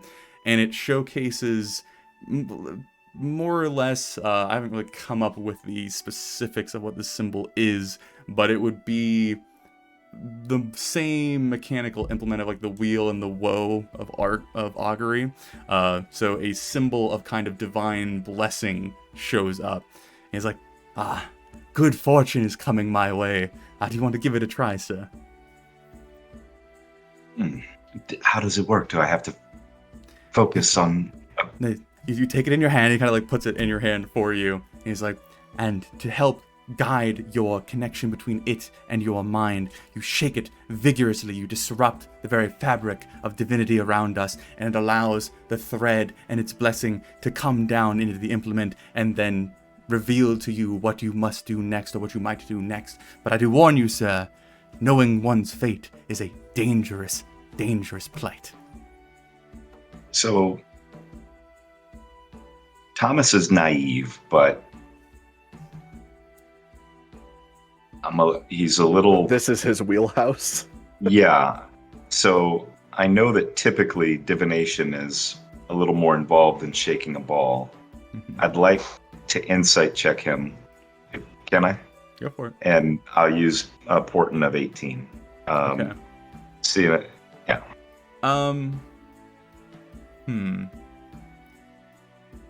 Going off of the reading that you can get, you don't get what you're expecting of him just being like a snake oil salesman. He is not fully lying to you, but there's something about the explanation, at least from like a technical explanation sense, that doesn't click. Like knowing again how divinity works, how the process works, being a divination-based wizard who has studied this thing for years, there is that itch at the back of your mind that like, this might be a thing, but this is not the thing that he describes. Sir, I'm quite excited to be here. And your wares are fantastic, but you and I both know that's not how divination works. What is this really? 1 second. I want to give you accurate information. Okay.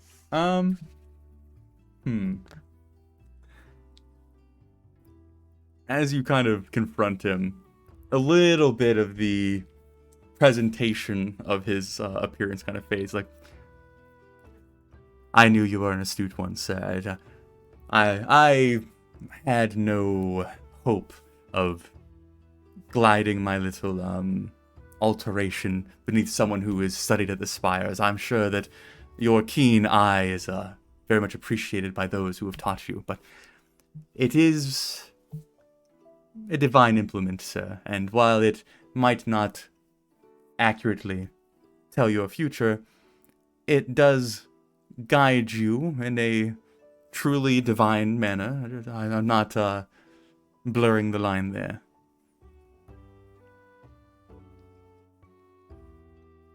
Well, nothing harmful can come of using it. And again, do I focus on a question or Just do I look into it and give it a shake, and usually having some sort of question in mind is best.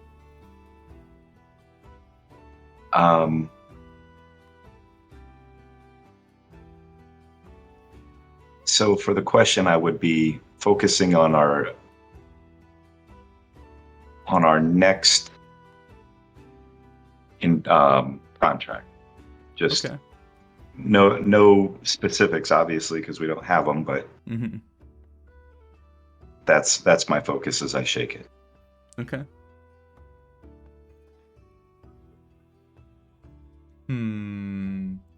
As you give the ball a firm shake again, watching the material inside kind of swirling around, that token kind of fading into the depths before reappearing, the token comes back up to the surface, attaching back to the kind of crystal viewing window. And it doesn't show the wheel or the woe sign as described previously. It shows you kind of a rudimentary symbol, or I guess like a representation or a pattern of coin.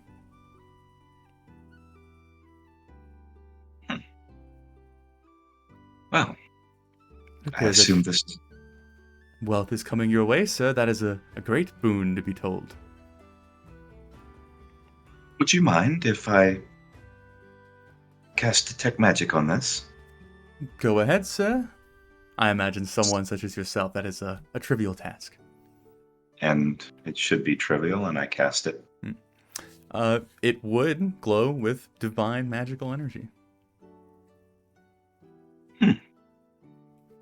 My apologies for doubting the veracity of your claim. Well, I will be upfront with you, sir. He kind of like looks around. You know, it is it casts, or I guess it is activated to do I think they call it detect thoughts. And then it presents the thoughts of the user back to them. Tell me, how have you used this in a beneficial manner? Well, I try to think of myself as an honorable man, as every man does. Yes, of course. So as someone who does not want to compromise their morals, I do think that it is beneficial for those looking for reinforcement or guidance and don't have access to the divine knowledge that you and I share, are able to place their faith in something outside of themselves and get that bit of sturdiness that they might need to go forward. And perhaps a little bit of a white lie is necessary, but it does show them what they want to hear, and I think that allows them the confidence to improve their lives. It's quite a showman's tool. I'm not the best showman, but let's put a pin in this one. I'm very interested. What else have you got to offer? Every divine implement you might want, sir, but Thomas was your name, yes? Correct? Yes, it was. And of what course. was yours? Thomas, Netweaver, right? Okay, you're good. I think that we are great, fast friends. How about I'll give you my Ball of Divinity half off. Special offer amongst friends. We all know that in these circles that there are no friends. There's simply salesmen and the potentially swindled. What offer do you have in mind? Well, usually I sell these little question avoiders for about a gold apiece. 5 silver. It's yours. I can't say no to that. Of course you can't. Well, actually, you know what? I really don't want it anymore. My dear friend Thomas, why don't you ask the ball? I don't need to. I just wanted to prove to you that I could say no. Here's your 5 silver. Fate always finds a way as he's clinking the 5 silver into his palm. Now, before I move on, and I look over at my friend, the dwarf, he's a bit antsy or impatient, or I don't want to Dwarfs trouble have him. short tempers. I think it's due to They the do. height. Right. My companions and I find ourselves in difficult and dangerous situations, and is there anything that you might have to offer that would be of more substantial use to an adventuring party? Well, I will admit that I mostly serve general, I guess like civilians, I guess is what you might call them. Much more mundane activities, no slaying of dragons or dangerous creatures. So perhaps that might be outside of my specialties, but I imagine that if it's something you're looking for, you will find your way. Anything else that I see for sale? Again, this would be Nathan asking Rob to some extent if there was something specific you are looking for in this regard. Any sort of wands, any sort of scrolls, anything that,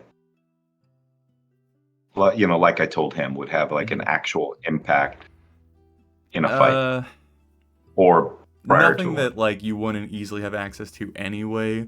Like again, this is kind of like the whole point of the expo is to showcase to people kind of the beginnings of things, right? Like this is not some sort of super advanced display. So yeah, basically anything that he could give you, Thomas would either be able to do himself or have access to anyway. So. Okay. How much does a typical drink cost? What you're talking like ale? A good ale. Let me look it up because I've not looked it up in a while. It's like 4 copper pieces. Okay. And 10 copper equals 1 silver. Yes. Okay. I'm going to give you 6 silver pieces in total, not an extra. The extra silver piece is for you to have a nice drink of your choosing on me that should quite cover any sort of ale, wine, or spirit that you desire. And while you're drinking that, and if you think of anything that might be of more practical use to me, I'll be staying here for a few more days at the Boars Guild House. Are you familiar with where it's at? I think so. That's the one on the water, yes. It is. Oh, it's the blue building. Yes, I do remember now. You've got quite a remarkable eye for detail. So, feel free to message me in any way that you see acceptable. And I'm looking for, again, something of more substantial of a nature for the discerning adventurer. Well, Thomas, I'm sure that our weaving threads will twine together. Again. Good day, sir. Enjoy the rest of your day. And you too, Master Dwarf. Just a nod. And Braynoon. Braynoon, here. You take it and let's see what comes up. I empty my mind of everything and fuck shake the ball. Did he hear how it works? I was not. Well, I was not close enough to probably hear everything, but it was very much that, concerned, like, okay, this guy's a dealer, and Thomas, and so, like, was watching, and so, like, maybe didn't get all the details, but heard things like, oh, it's, I'm gonna make you do a wisdom saving throw so you can clearly blank your mind. Not a problem. He gets a 7. You beat me by half a second. I was about to say what I rolled. I'm curious, what was the roll? It was a 17. Ooh, okay. This is 7. I'm out of portents now, so. What would Braynoon be thinking then? I will offer you up that. On a I failure. probably just would be focused on his skepticism about the entirety of the device and just as you because shake the ball. Braynoon has a healthy skepticism, like even having watched what Thomas does of divination magic in general, because it's the whole idea of, fate versus free will. But yeah, so it's just the audacity shake the of ball and kind of look down at it, kind of placating Thomas. You see the token kind of spinning, eventually stick to the glass, and there is a very crude on the token. I would just show it back to Thomas, and It works! It really does. Wow. I mean, I don't know how it's going to be useful, but it will be. How big is it? Is it the size of Like a what we baseball. know? that's about the size of a baseball. Yeah. Okay. Goes right in the pocket. All right, what's next? I love it. As a player, because I have to make sure my notes are accurate. So the 8-ball symbols we've seen so far: wheel, woe, coins, and middle finger. Yep. So it's my guess that any number of things can materialize. Right. So it's not just that there's a set pattern. Like, it's not like there's a 6-sided dice in there. It's probably, it can manifest. Token. It can shift to suit. Right. Yeah. Yeah. So, based on the fact it's detect thoughts, I think that makes the most sense. Okay. I'm very happy that you guys got to learn about the little thing, because I almost expected Thomas to grab and be like, "Holy shit, this is great," and just keep using it. He does have a 20 intelligence, sir.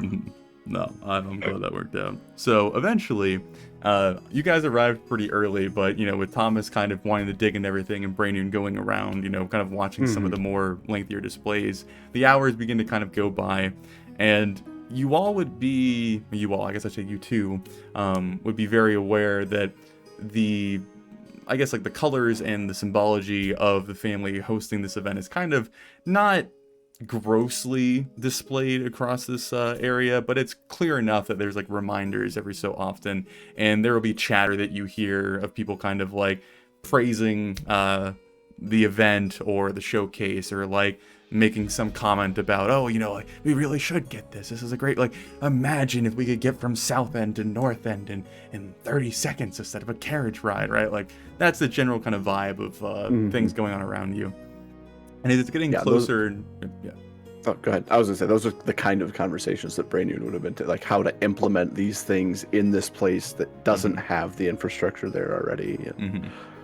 So as the morning kind of passes by, and then noon is there, and then noon kind of passes by, and you all have still been lingering here for a little bit, you have been here long enough that Thomas, even being somewhat distracted by all the stuff going on, you would spy that this kind of slender, gaunt, kind of unassuming elven man has started just kind of glancing your way, kind of watching your movements every so often. He's very posed and refined. He's dressed in this kind of white, grayish tunic that, gives him this very nondescript appearance, more or less.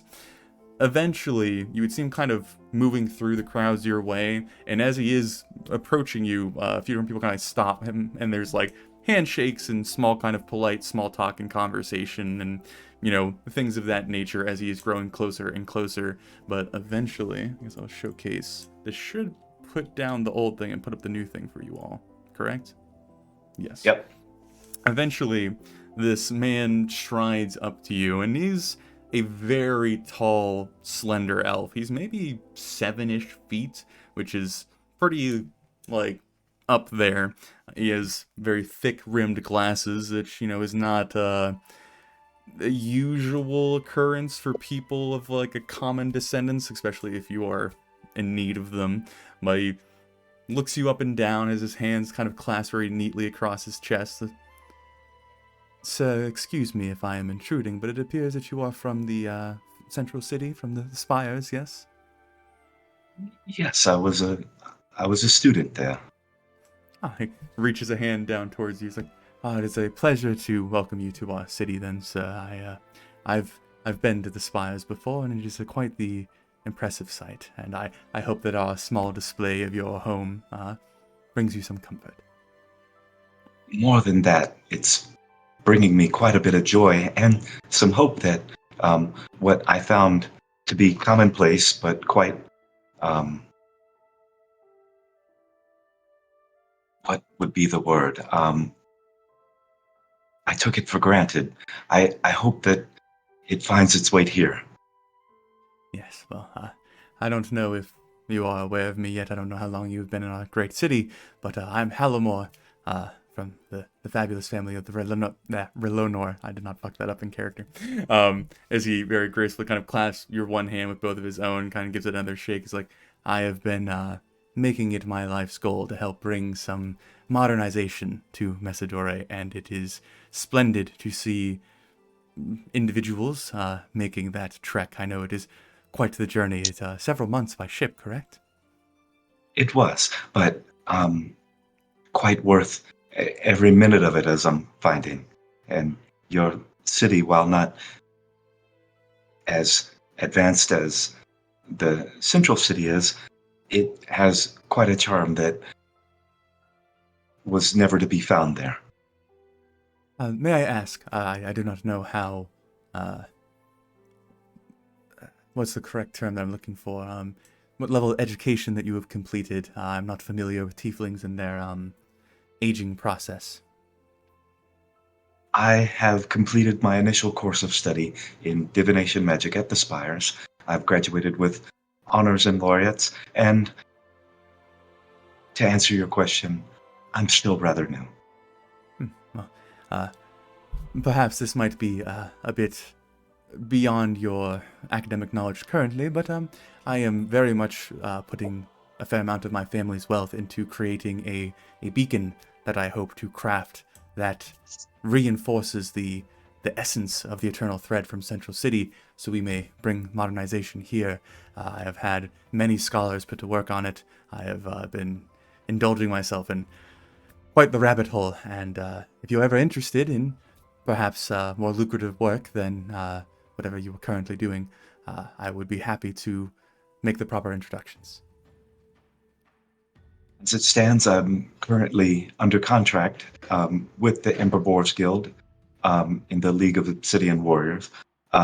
So I wouldn't be free currently to pursue this full-time, but if there's anything I could do on a side basis, I would be more than happy to. It's been so long since I've had any opportunity to engage in any sort of meaningful study and discourse with other intellectuals. Well, we have some of the greatest minds over at the station. It is over in the western mountain range, farther from here, from Messidore. I don't know how well you've traveled outside of our walls, but it's quite the trek. But there are academics, there are some professors from the spires. We even have an individual from Asmiliath, which has been a recent addition. So any additional information, or maybe a fresh mind or a fresh view, would be certainly welcome, but I would not want to intrude on any sort of contract you are currently under oath. Yes, again, I am not free to travel there on my own. Certainly, if we happen to come across it, I would love to stop in for a moment or two, if I might use your introduction as a means to gain entry. Well, it is curious how the thread makes things occur. Perhaps some troublesome goblins or bandits will need dispatching, and perhaps the Emberboard Guild will be the right tool for the job. I can assure you that we're quite capable, and have many successes under our belt. So should you ever need our services in that regard, we would be willing and able to take care of a wide variety of problems for you. And I know and I just want to tell you, this is quite an amazing display you put on. We had our choice of the three, obviously, and I can speak for myself, certainly, that I made the right one. I'm very pleased that you are excited about the display. I know that it is somewhat meager compared to the festivals of Central City. I've spent a lot of my younger years there, and even now I can vividly recall a lot of the just absolutely awe-inspiring sights. But the other families enjoy squabbling amongst themselves, and I very much am focused on trying to bring the level of quality of life for all of the people up here in Messidore. And I'm imagining you are not currently a resident of the council, but if you do have friends in the city that have some sway in their vote, changing leadership is always an option.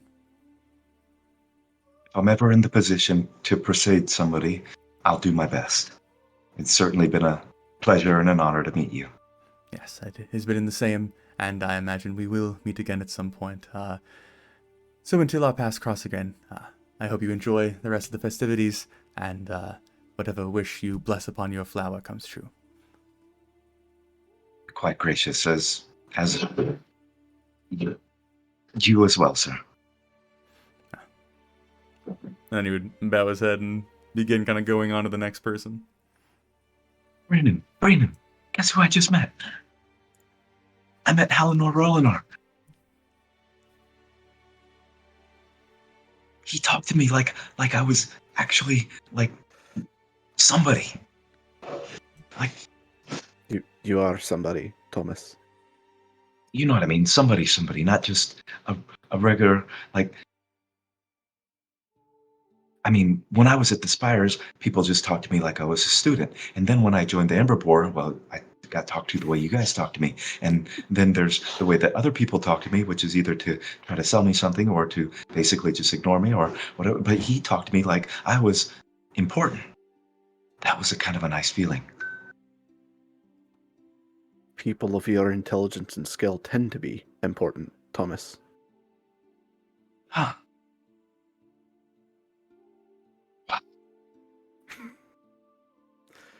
But- Shall we find ourselves a drink? Yeah.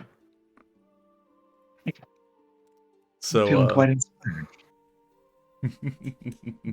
at this point, a question to you: is there anything else you wish to explore at the expo? I feel like it's been fairly centered on me, Brandon. No, that's fine. Like I said, Brainerd's intention was just to kind of see what they were intending, compare what he knew from Central to figure out what they thought was important or necessary here, and then, like I said, various theoretical conversations about how things could be integrated. I will also note he has not been wearing his Ember Boar Guild badge all day. He's been wearing his Merchant Guild badge all day, and so. Okay. But yeah. All right. So as you two kind of wind down of all the various stimulants of the expo and perhaps finding a drink to help bring Thomas's excitement down just a notch, we shall drift our way back over to our other companions, who I assume after getting Ayla kind of fit in her garment as best as possible given the tools at your disposal, Quinn, Sven, and Ayla would go to the companion plaza unless otherwise there's a interjection. Sven would prepare, get himself a little 10-minute session of incense, and then probably bring the rest with him. He only has one session left. Quinn, anything special from you besides donning your Just making sure that it's perfect. Just the fit and everything is on. Doing something smart with my hair. Nothing elaborate, but you know, doing the outfit justice. Ayla would certainly make the appropriate comment, very much complimenting your aesthetic. On the way to the plaza, as you all are walking, she would kind of like step far enough away that Svenjamin can't hear, though I imagine Svenjamin is aiming his attention somewhere else. Not caring. Yeah, he is focused. She kind of, Quinn, is it a little wrong of me that I find it exciting that you're wearing stolen clothes? Actually, that's more normal than you know. I feel a little guilty. You didn't have anything to do with it. Oh, yes, but now I know about it, and you are returning it, right? Perhaps I'll wish for forgiveness.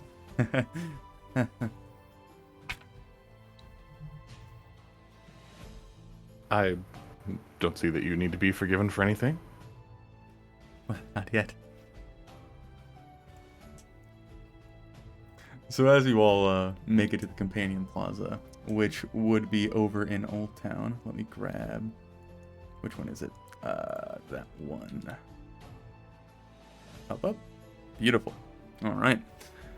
So as you cross the bridge of the Grevelis River, which has now also become kind of this constant flow of like kind of smaller transport boats that are bringing people in and goods in, tourists are kind of taking it as well. It is just as busy as the streets are as you make your way into the older town of Messidore.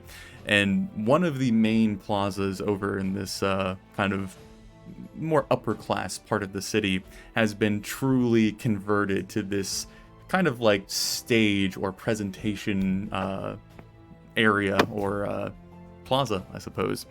As you first stride in, there is a large grouping of people kind of filling the entirety of the space, with this kind of podium or stage being raised up on the far end of the I keep thinking of space as a term, I need to think of something else. The presentational location. It is clear that the kind of like build up to the actual event is occurring, as more or less everyone that you spot is kind of just like mingling in different conversations. The vast majority of groups are just pairs. There's a plethora of the kind of standard dynamic that you would expect to see here of like, you know, a young loving couple or an older husband and wife, or, you know, different varieties of that nature. But there are also what appear to be maybe good friends or bitter rivals that are trying to come over some sort of issue or discourse amongst them. There are also larger groups that are kind of clustered together that perhaps have other intentions, but anyway. The process that's kind of explained to you, either through Ayla or through the various, I don't want to say servants, but I guess the workers that are there, is upon entry, the two individuals that are planning on seeking each other out and kind of forming this bond take two parts of a whole. There is a purple flower that is like fully bloomed, and there is a white bulb that it kind of rests inside of it. This indicates the actual sigil of House Carquin, which is the family that is hosting this event. And a little throwback is the Carquins is the family that you all retrieved the cider for in the Ogre mission back in the day. So as you enter the plaza, Ayla would kind of be pushing for you to take the purple bloom while she takes the white bulb, both of you having the opposing pair, which I imagine you would partake in. I play along 100% to this point. Sven, what is your goal? Well, you know, is he required to take one of those? Yeah. Okay, then he would take both. You have to have a partner. But no, she already came inside. He would, I guess, try and bluff his way in. You can throw me a deception, but I guess I should explain a little bit further. The actual like entry into the plaza is like, oh, welcome to the plaza. Here's your pieces. Have a good time. So you can't just be like, oh yeah, she already has them. Okay, big brain moment then. Scanning the exterior of the entrance here. Going on a hope Is there a gaggle of women just milling about, hoping to find someone? I mean, desperate So- times, desperate measures. Outside of the Companion Plaza could probably be described as the absolute worst day before Valentine's Day horde. There are large swaths of seemingly potentially single people. Some of them obviously single for various reasons, either being very loud and obnoxious or somewhat grotesque and unkempt, or whatever other variety of things would drive people away from them. So there isn't exactly the cream of the crop, but there is a large amount of people kind of gathered around the outside, hoping someone will sweep them up and bring them in, and their fairy tale dream will come true. Wonderful. Who looks most desperate? I think they would all be around the same level of desperation. Okay, then going based off of matching colors, anyone in purple? Okay. Do you have an intended partner in mind? I guess is the question I'll ask. Desperate enough to go in with me. Maybe not smart if they look, so I can ditch them easily. Yeah, let's go with an elf, I guess. Find an elf, or because I doubt any other dragon kind would. Oh God, there's not any other dragon kind, are there? Not that you can spy on the outside. Fantastic. Yeah, just snag a local elf. Alright. Give me a persuasion with advantage. I also want to make sure, like, I'm gonna make Ayla hang out near where this is happening, like, even after we've gotten through, just to make sure that we can, like, I want to support his... Yeah, like, you guys are just inside, like, the ticket booth watching him trying to find a... Yeah. Okay. 14. Okay. Sven, you're fairly confident in your approaches, which proves to be a little bit of a setback at first, as you assume the first or the second individual dressed in purple will simply say yes and go with you, but there is this strange, like, initial off-putting reaction that most people have to both your presence and your race, and the dangling weaving of jewelry. You're not exactly everyone's cup of tea, I suppose, is the way that I would phrase it best.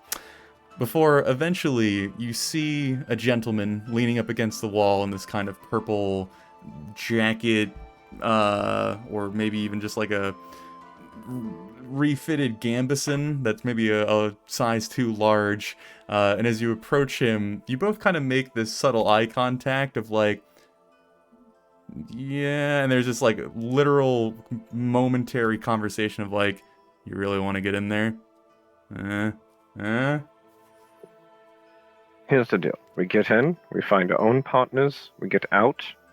Pleasure doing business, yes. And he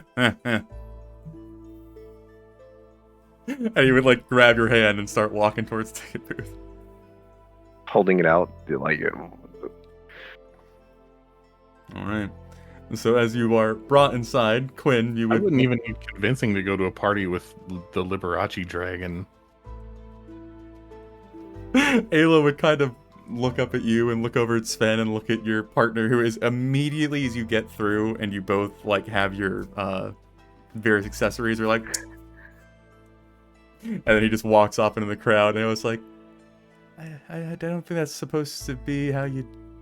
Okay.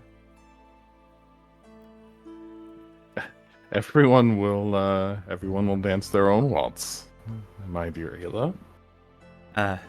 Well, it seems we have a little bit of time before it actually starts. Quinn, I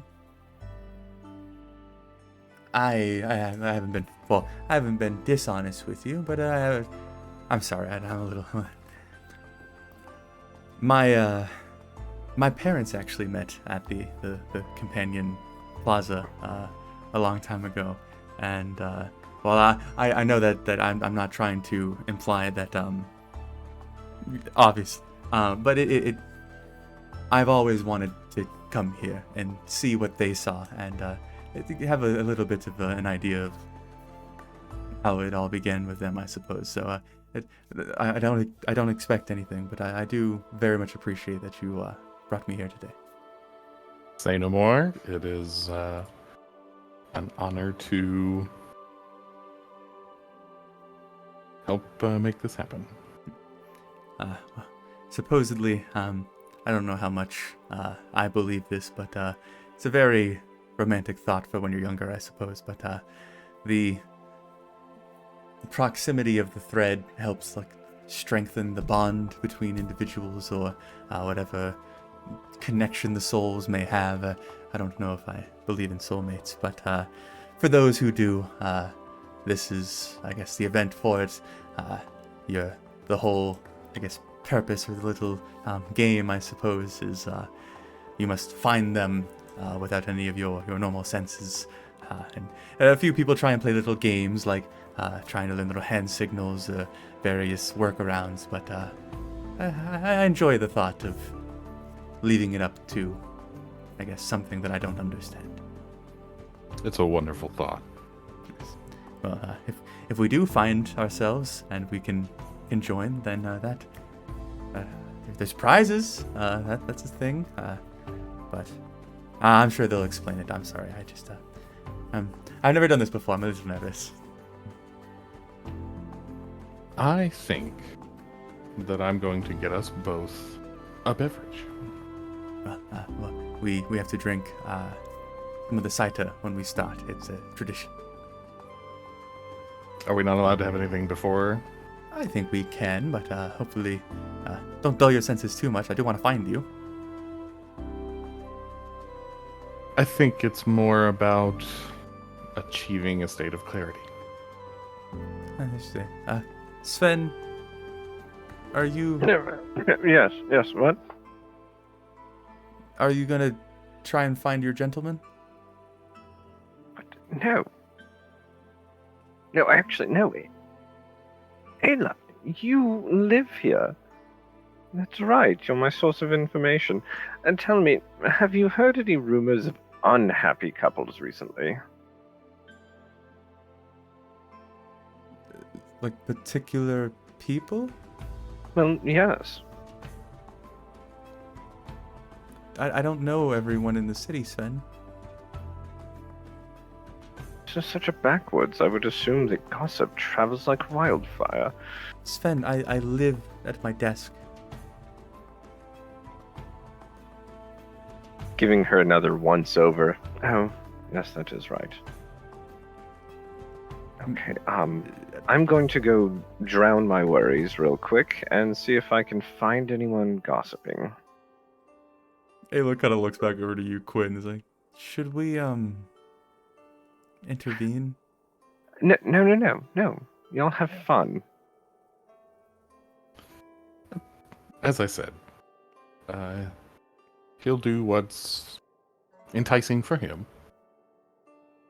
The important thing is that we're all here now. Well, yes, the important thing is we're here now. Anyway, let's get some drinks. Yes. So there's perhaps like kind of an hour like preamble leading up to the event, as everyone kind of drifts in and finds their partner and gets organized and everything's kind of set up. Cider is abundantly served, thanks to the Ember Boar Guild, which is not mentioned, but you all kind of like in the back of your mind every time you take a drink, like, oh, if only you knew. Oh, no. Sven is boasting. As he's at wherever they're serving, he'll be taking a drink. Yes, it was my team that helped rescue this young lady of there, right? Are you trying to, again, find some sort of partner that... Oh, yeah, no. So, if you want Sven's plan, I'll give you that. Start with the alcohol. Then keep an eye out for groups that are talking amongst each other in... You can tell when people are gossiping. They have that look on their face. They're a little bit furtive, maybe a little secretive. At which point he would be trying to either be near enough or ingratiate himself into the group, because everyone likes to, shit talk. And his ultimate goal is to hear about women who are unhappy with their man. Give me a perception with advantage.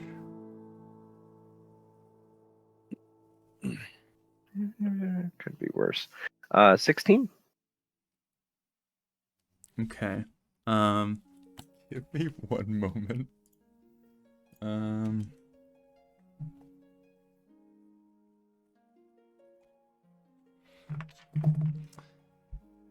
Ben, as you begin to maneuver your way around, have some nice drinks, listen to some idle conversation, keeping an ear out for anything that might catch your attention. The Carquin family name is mentioned a fair amount due to them being the hosts of this ball or this gathering or this ceremony. But there is the idle chatter that you pick up a little bit at first and get a little bit more information here and there, and then you kind of start seeking it out as it becomes a little bit more clear.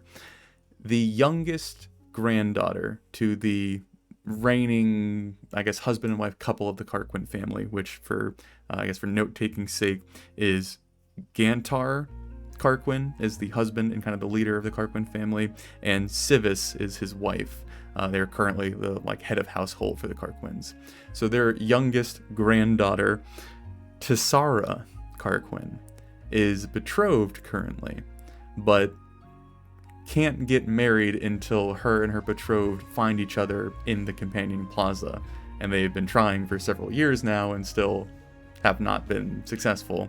So there are plenty of rumors and gossip and speculation as to why they cannot, and if eventually the betrothal will be breaking off, because that is a prerequisite that is required, is for them to complete the ceremony.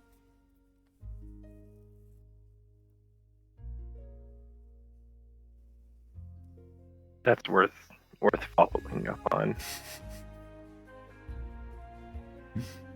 Do you do anything with that information currently? Yeah, go and try and find Tasara. Okay. See, I don't have to approach her at first. I'll see what she looks like. Mm-hmm. So it's not hard to find her. The majority of the Carquins, at least as far as you can tell, are kind of up on the stage, preparing for the beginning of the event. So she is not currently up there with the rest of her rather extensive family, but again, kind of being on the fringe, listening out, kind of trying to put context clues together, you would spot her and supposedly probably her betrothed next to her. She's a younger elf, certainly an adult, but not terribly into her insane age, I suppose. She's rather slender and, doesn't look awful, doesn't look incredibly appealing, has long blonde hair, kind of brown muddy eyes. She's wearing this really, really expensive looking gown that almost kind of distracts you from her actual appearance for the most part. Her betrothed, kind of a similar situation. He's a little bit portly, dressed very finely, kind of holds himself a little bit of arrogance, is a good maybe head or two taller than she is. But that would be kind of, I guess, the couple that you spot from a distance.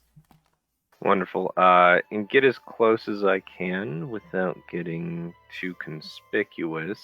Mm-hmm. And then study them until the actual event begins. Okay. Again, I will ask you, what is your intention in studying them? What is the information you hope to gain? See how close they actually are. Obviously, in a public setting, they're going to be pretty together, but it's those minute differences of the touching that you can be like, something might not be right.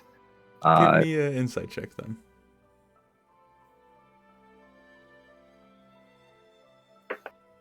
Fuck me, natural 1. For a total of 4. Perhaps it's the abundant amount of cider that you drank to try and ingratiate yourself with those around you, but you just can't quite focus in on them, just more or less distracted by their clothing, so it's even hard to tell what body posture or weird signals that they're giving off, because you're like, that does not go with, no, why would he go with white and black there? It's like you are just completely lost in trying to actually achieve your mission, and just completely ripping apart their actual appearances, I suppose. But is there anything that Quinn you would do before the actual festivities begin? Just really making sure to show Ayla a good time, Mhm. and if there's dancing, then we dance. If there's drinks, I want to make sure she always has one in her hand. Mhm.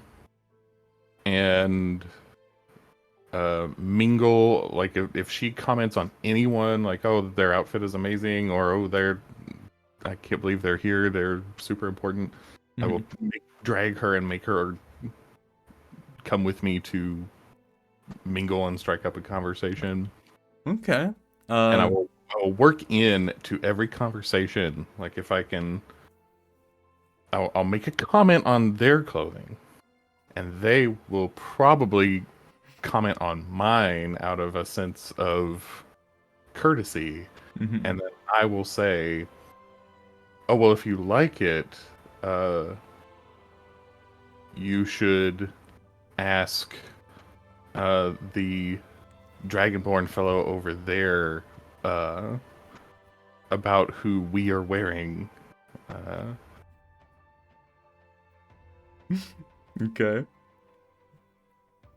So as you go about kind of like pinging from one group to the next, Ayla appears to get like more and more, I guess, at ease, but also a little bit kind of like antsy and excited as well, as like there is clearly this strange allure of like being so blatantly like open about you wearing these clothes that are like taboo that you're even wearing. Like this is a big deal to her, which is kind of becoming more and more comical as the process continues. Sven, as you are analyzing your couple's dress, you are constantly being pestered by other groups of people inquiring about Quinn's outfit and where he got it and who he got it from and the various work put into it. And then I'm assuming Sven then working in his outfit and Naturally, yeah. Mhm. He would play up his headdress there. And all I got out of it was Helzenbar, and I'm pretty sure that's not the guy's name. So it is Helzendran is his name. Helzendran. And his business is the Blessing of the Blush. Okay, yeah. I got the blessing and the blush. But yeah, so he would definitely be hyping up the products and like the style. Mhm. And as quickly as he can, shift it away from Quinn's outfit in the conversation to his own. Mhm. Probably why he didn't get any studying of the youngest there. Mhm. So Quinn, one thing you would notice as you were kind of moving around with Ayla doing these various like social check marks, she would be attempting to kind of advertise the guild through you, like bringing up your exploits and whatnot. And she's not lying, but she is kind of excluding some of the team aspects of, oh, well, Quinn, he just returned from Yevaloon, and he slayed this strange abomination of a dragon and hound, and this triumphant return. If you want to come see the head, you come to the Ember Boar Guild, and I'll gladly show it to you. And just like that kind of thing over and over again with basically every group that you interact with. Eventually, as it is becoming more and more clear that the event is about to take place, Ayla kind of stops and centers herself, looks over at you. There's clearly this little bit of like forcing herself to do something, and she's like, Quinn? Yes, Ayla. Do you like me? Of course I do. I know that you're forced to like me. We work together. You have to. But like, I think you're. I take her hand and kind of hold it up to stop her in her sentence and say, I don't just like you because we work together. And I'll actually kiss her knuckle. Gotta. Okay. Well, I hope that we are able to find each other then, and not just for the prizes.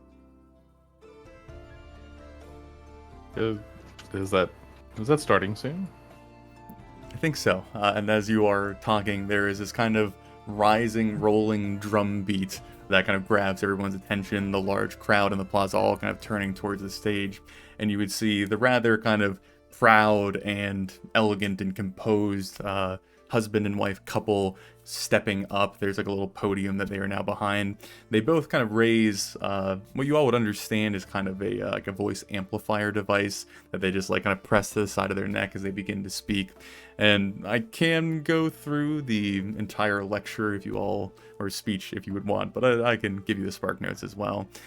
They would very graciously, appreciate everybody attending, kind of slip in that this has been something they've been doing more or less for hundreds and hundreds and hundreds of years, and that this is now a staple and a tradition that will never die, and the Karkwin family is the curators of it, and that they themselves, this powerful couple, met during the couple's I'm losing my words right now. The Companion Plaza event, and that is why every match in their family beneath them also goes through the same process. It is something they hold very highly. They would probably also, in various parts of their speech, slip in that while the Venoirs are doing a fabulous job ruling the city and governing our glorious populace, they allow too much friction with them and the nomadic people, and really we should find a new direction to find a new coexistence and peace with the nomadic people versus having all of this ill intent and smoldering agitation towards the Glade Agreement and whatnot. So they kind of put forth their, I guess, like political skew of what they think needs to be done, and of course try and promote their popularity in the upcoming whatever. So that's a very condensed version of what could have been a very lengthy speech. But anyway, the actual event itself, because they would go through explaining that, is the plaza has been specially enchanted, and there are kind of enough like sorcerers and wizards and magical intellects around that when they start the actual event, the plaza is descended in both a spell of darkness and blindness and deafness and silence. I think silence is the actual spell. Thank you. I just kept saying words. So you cannot see and you cannot hear. The only real sense that you have is by touch.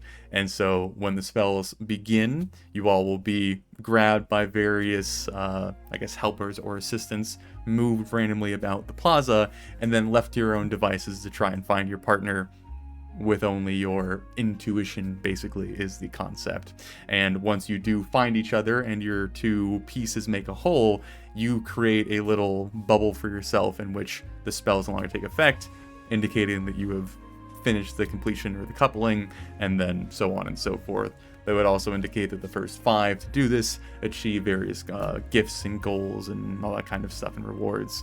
But that's what is about to occur in a very condensed manner. Is there any questions leading up to that? I just want to take just do my best to take an inventory of what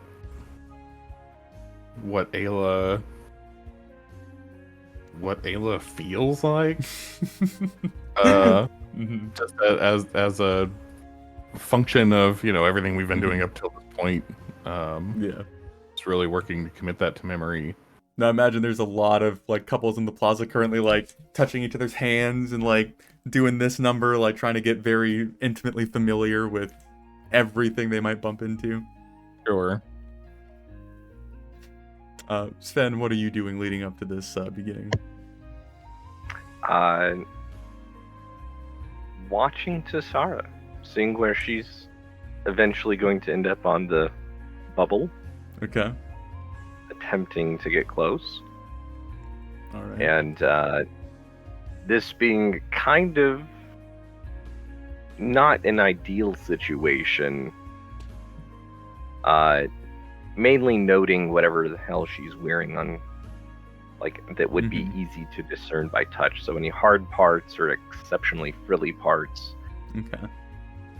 Hopefully it's not all on the, I got you. chest plate of the dress, because that would be a little difficult. But whatever he can possibly do to give himself a leg up.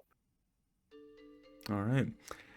So as you all make your preparations, and Quinn and Ayla, you are kind of like stood in front of each other, and she's giving you this last like, just sense it, I suppose.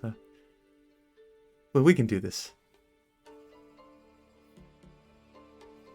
I just tried to appear confident. I'll see you soon, or if not, I'll see you in 2 hours. All right, good luck.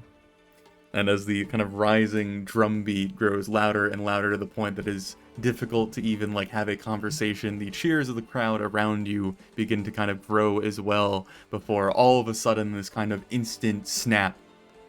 Everything around you is black. There is no noise whatsoever, and you're just kind of left in this void. I imagine like Quinn and Ayla kind of had like their hands together, but eventually you're moved around, hands kind of grabbing your waist and shifting you as you're going to find your feet blindly. There's various times you're kind of like bumping shoulders with someone, or you nudge someone else. But after about 5 or 10 minutes, after the silence and darkness is cast across the plaza, you're just left in basically a blank space. So now the way that we are going to do this is you're going to roll me wisdom checks, and there are going to be several rounds of it, and I will give you the results of each wisdom check. So let's go ahead and see what the first round does. So let me say this as before we get started. How would that change if I want to throw it? You don't want it to happen? No.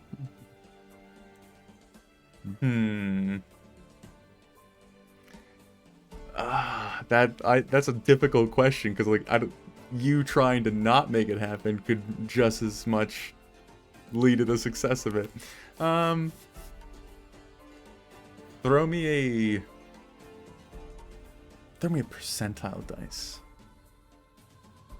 I wonder if he just sat down, could he avoid like everybody? Well, Ayla's looking for him too. I mean, what I might do is like find my way to a wall, and then to a door, and just leave. I don't think you could leave, but okay. Fucking brutal. 90. Okay. Go ahead and roll me your guys' wisdom checks. Fuck me, man. 8.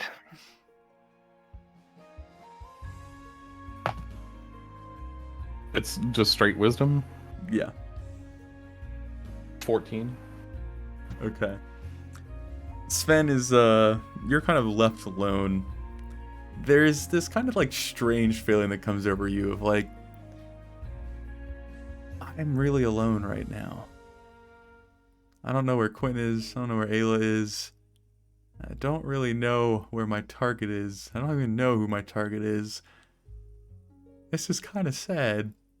You just gotta start like moving to like try to escape the dark thoughts kind of creeping up as you're just like grabbing onto people you bump into, trying to like explore their features, and some people kind of like grab you, and like someone will find a horde, and then it's like, oh, obvious, or like grab your butt. I don't know if we established we have a tail yet. I think we've discussed it. I'm gonna. I thought we said hold no. to lore, the lore that they don't.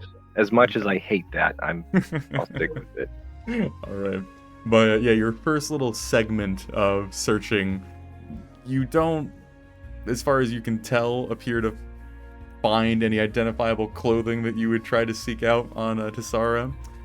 Quinn, as you try your best to avoid completing this ritual, I guess, in any sort of way, you do back yourself up to the edge of the plaza. You feel a few people kind of like come by and just like do this across your face and like kind of move past. Some people kind of like grabbing your shoulders. There's a few kind of butt grabs as well.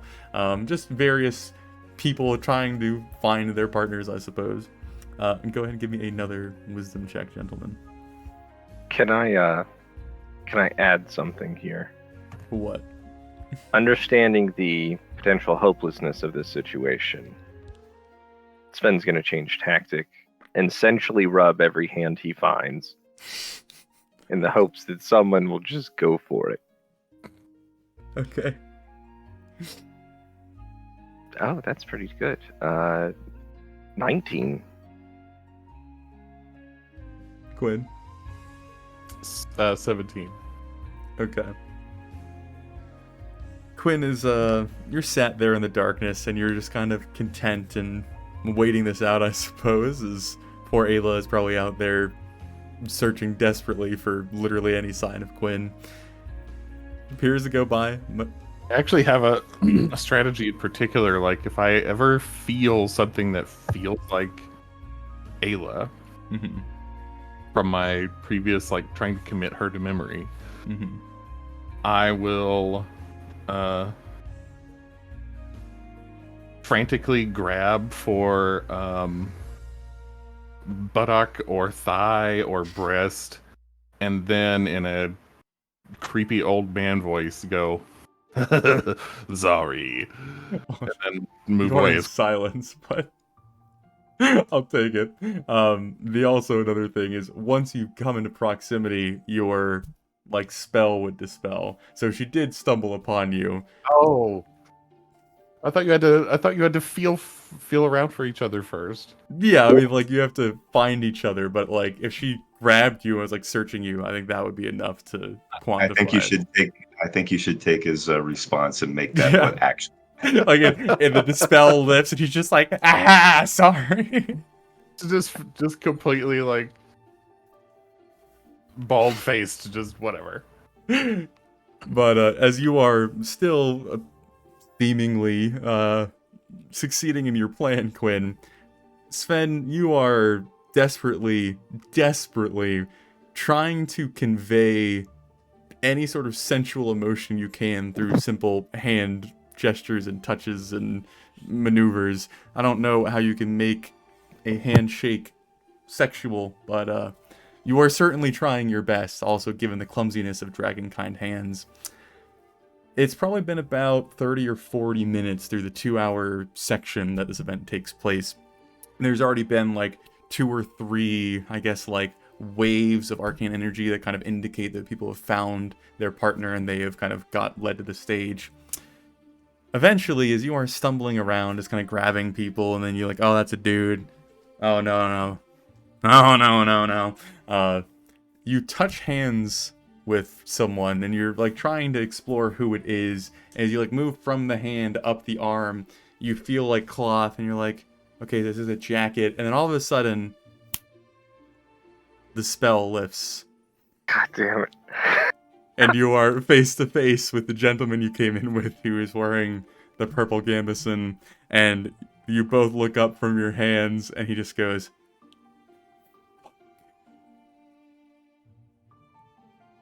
This is not what was supposed. You were supposed to go. go where? At least we get a fucking reward. Come on. And just such unhappiness out of Sven. Like dragging his feet with it. I'm Roderick, by the way. Oh, yes. Svenjamin Sutek Akubola. Pleasure, I guess. No, it's not. Fine, whatever. What do we get? Alright, let's go to the stage. What, we're fourth? There's one more?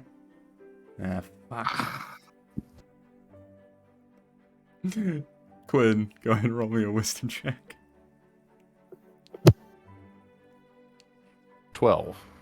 Okay. As you hear various couples finding themselves and a little bit of fluttering in your heart of, oh, well, at least someone is enjoying themselves today. You seem to, I guess, succeed more or less in your plan of avoiding Ayla entirely as the 2-hour clock kind of winds down. The 5 first couples to find themselves are brought to the stage, and eventually the spell is dropped as you are finding yourself at the edge of the plaza. Not really within line of sight of Ayla currently, as everyone's kind of looking around, desperately searching for their partner. But it would be very easy to identify as you look up at the stage and you see Sven standing there beside the gentleman that he walked in with. So I'll try to find Ayla now that it's over, and sort of give this like, oh darn, and that was a lot harder than I thought it would be. But look, our friend Sven.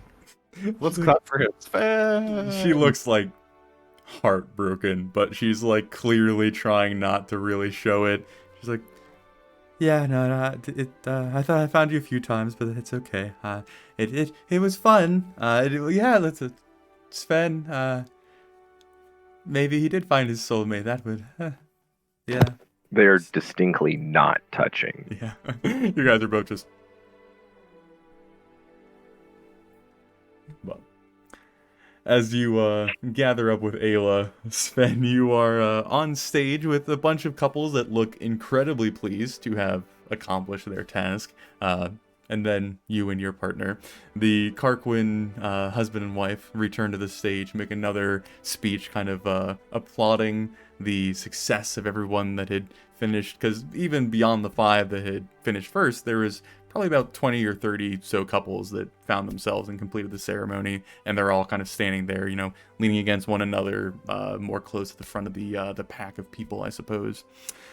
They would go down the list of rewards, the people that found themselves first kind of getting the larger sum or more interesting bits of flavor.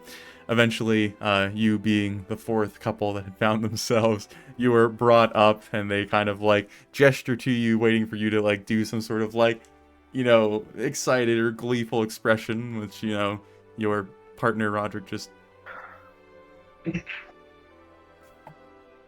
and you would be rewarded a voucher for a dinner at the Barge and 5 gold pieces. Is the Barge a nice place? The Barge is the place. That's where we went. Where we went first. Okay, gotcha. Mm-hmm. So it's a pretty nice establishment, yes. Roderick, as you're handed the gold and the voucher, he kind of looks over at you. He's like, I'll give you the voucher if I can keep the gold. I was going to say that. God. Fine. And then I'll slip over the 5 gold and just kind of look at the voucher. It is only for 2, so hopefully you have a friend. What a surprise! Yes, thank you, Roderick. Right, that was his name. Yeah. Thank you, Roderick. I'd say it's been a pleasure, but Nah, I'm gonna go get shit-faced. yeah, I'm going to go smoke my mind out. Okay.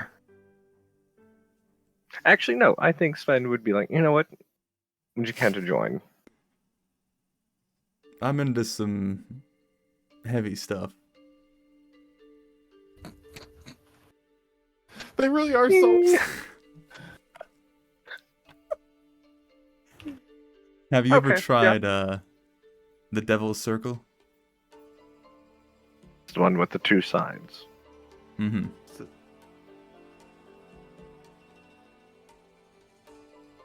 I mean, I got enough gold for half of it. You want to pitch in for the other half? That's not the stuff that literally just came down. I off know, of, is and it? that's the problem, because it did incredible things for all of 30 minutes, and then 5 days. No. Sven would hold up a hand. No, I had a little too much just a few days ago. Yeah, like a few days ago. You really, how'd it go? Oh, well, I was the pinnacle of dragonkind. Until I wasn't. Fun, but... No, I once threw a cow on it. It was, it's fun.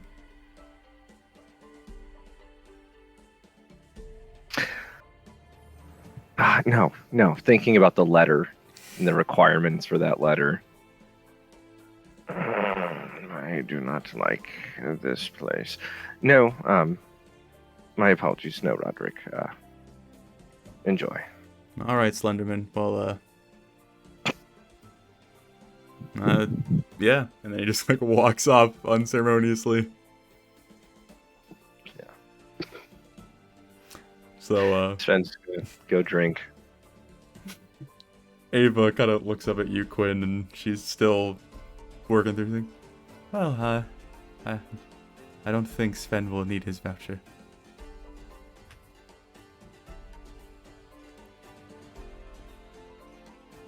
I don't know. I think there could be hope for them yet. Well, it would be nice for Sven to have someone beside himself.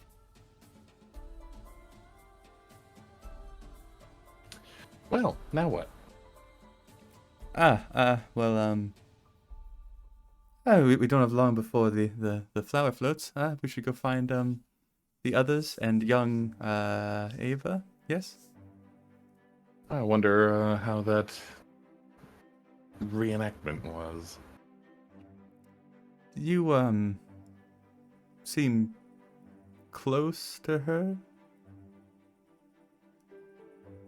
Closer than anyone else, I guess, is what I should say. It's more like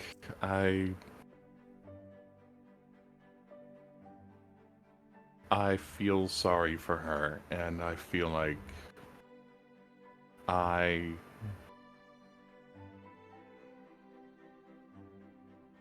have a better sense of how she wants to be talked to, if not how to talk to her, than any of the others cared to.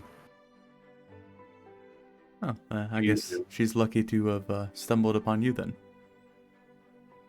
She's not lucky. That's the thing. She is a victim. And I hope that the Passover celebration has given her something else to think about. I imagine that her parents are.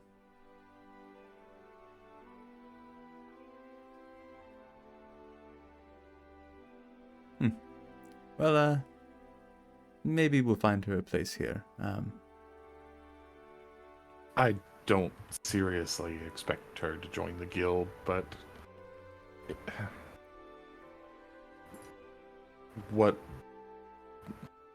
really was the alternative in that moment? She's lost. You could have left her, but you can't because you're a good man, Quinn. Well, I'll just say thank you. Least you can do since you didn't manage to find me, but that's okay. Let's go find the others, shall we? Yes, let's. So, as you all come back together, obviously we were not going to get to the flower floating ceremony, but we can skip ahead to when Thomas and Braynoon come back from their Dwarven celebration and the expo, and Quinn and Sven come back from the Companion Plaza. You all would be meeting up. The beginning of the flower floating ceremony. That flower floating ceremony begins at the Four Corners building, which is like the large administrative building within Messidore. I will go ahead and leave us off with this image. Probably what we start off with next time around, but that is going to be the parade down to the water, following kind of the beginning of the start of the event. But yeah, as you all kind of gather once more, again, the streets are very crowded. You all are kind of sardined against one another as you all find your way to one another in whichever means you can.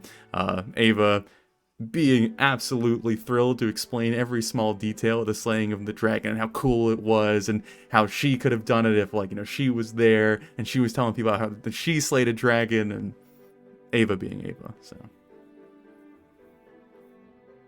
I am actually curious if Braynoon had things do in the Dwarven?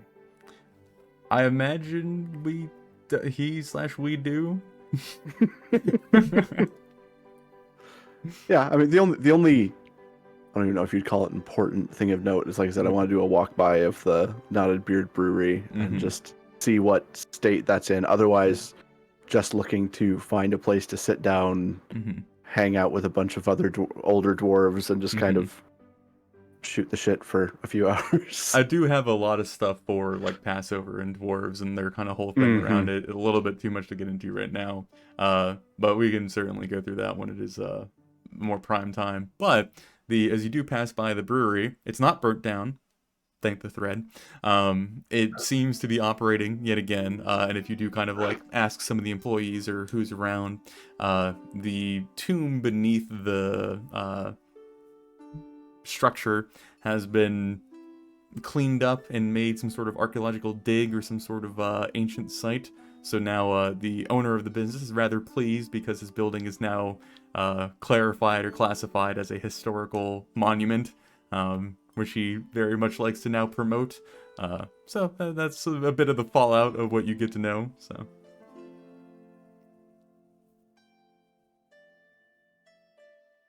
Okay. Yeah, that's... Because it's been, what, like, a little over a week since? Yeah. Just about, because it was like 3-4 days to Yevaloon and then a day or so to Cave. It's probably been like almost 2 weeks. Would you all indulge one another in your events as you can join as a group?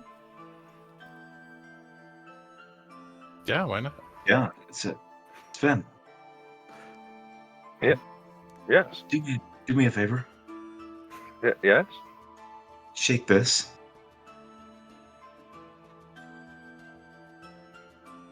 It's not going to explode. Since when have I ever hurt you? Well, I know this isn't yours. You didn't make this. No, but I bought it. So it is mine. But no, it's yours, of course. You're not a thief. Kind of looks at Quinn. Okay, just shake it. Yeah. Okay. What are you thinking of, Sven? Mainly just hoping the thing doesn't blow up. Because let's be clear, it is a like crystalline black sphere with a flat side on the. It is literally a window. magic 8-ball. Right. Yeah. But as far as like, it's just a block of crystal, basically, with no explanation given besides shake it. Yeah. Yep. So I'm hoping nothing terrible happens, basically. So as you shake it and you see the material swirling around, the token kind of coming up and sticking to the glass, you are indicated. It's one of these things where your character would kind of get the concept, so I have to almost kind of tell you outright as the player. But you would see the Tree of Life, a kind of common symbol indicating that you will flourish, is the main thing that it shows. That's quite interesting. Quite good fortune is in your future. You can tell here that through the many branches of the tree that not only will you have great success in life, but you'll have very deep roots. Wow, Sven, this is amazing. Huh. Take it back. What is it? Oh, it tells your future. Based on what you're thinking. And like getting a full body breath, like standing tall. Oh yes, of course, it's me. Of course, I'll be successful. Let's delve a little deeper, shall we? I want you to focus on your future as a wizard, and more importantly, as a blade singer. Let's see how that pans out for you. One more time. Oh. Work, okay. I'm not sure I like therapist, Thomas.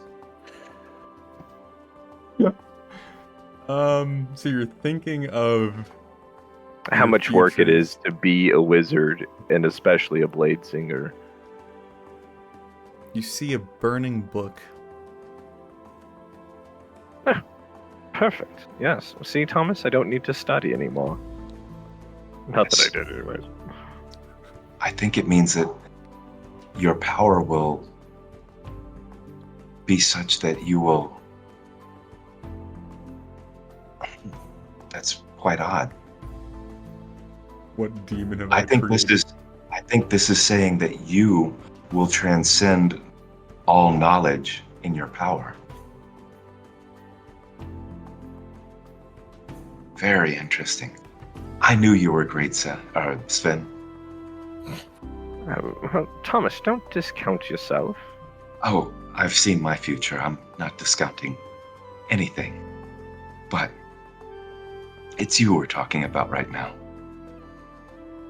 Ava kind of interjects herself. She's like, I want to shake it. Are you sure? Because what you see here is true. Thomas, Braynoon's a sourpuss. Give it to me. Sorry. All right. Grabs the ball and...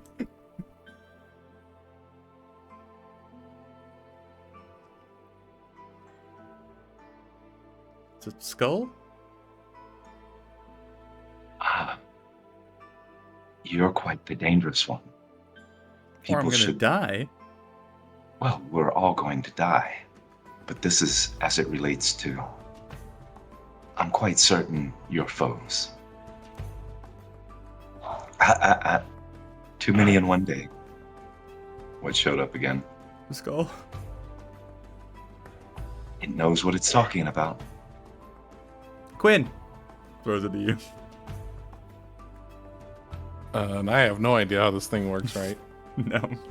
So,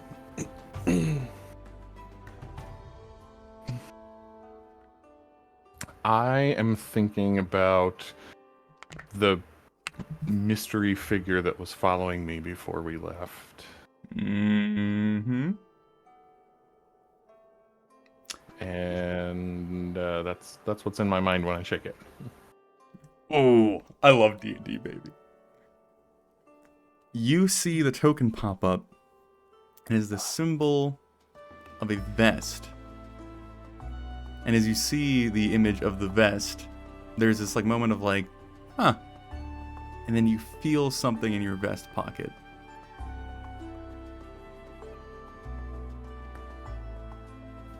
So reach in and gingerly There's a retrieve little whatever's going on there. scrap of paper with some rough ink scratched on it.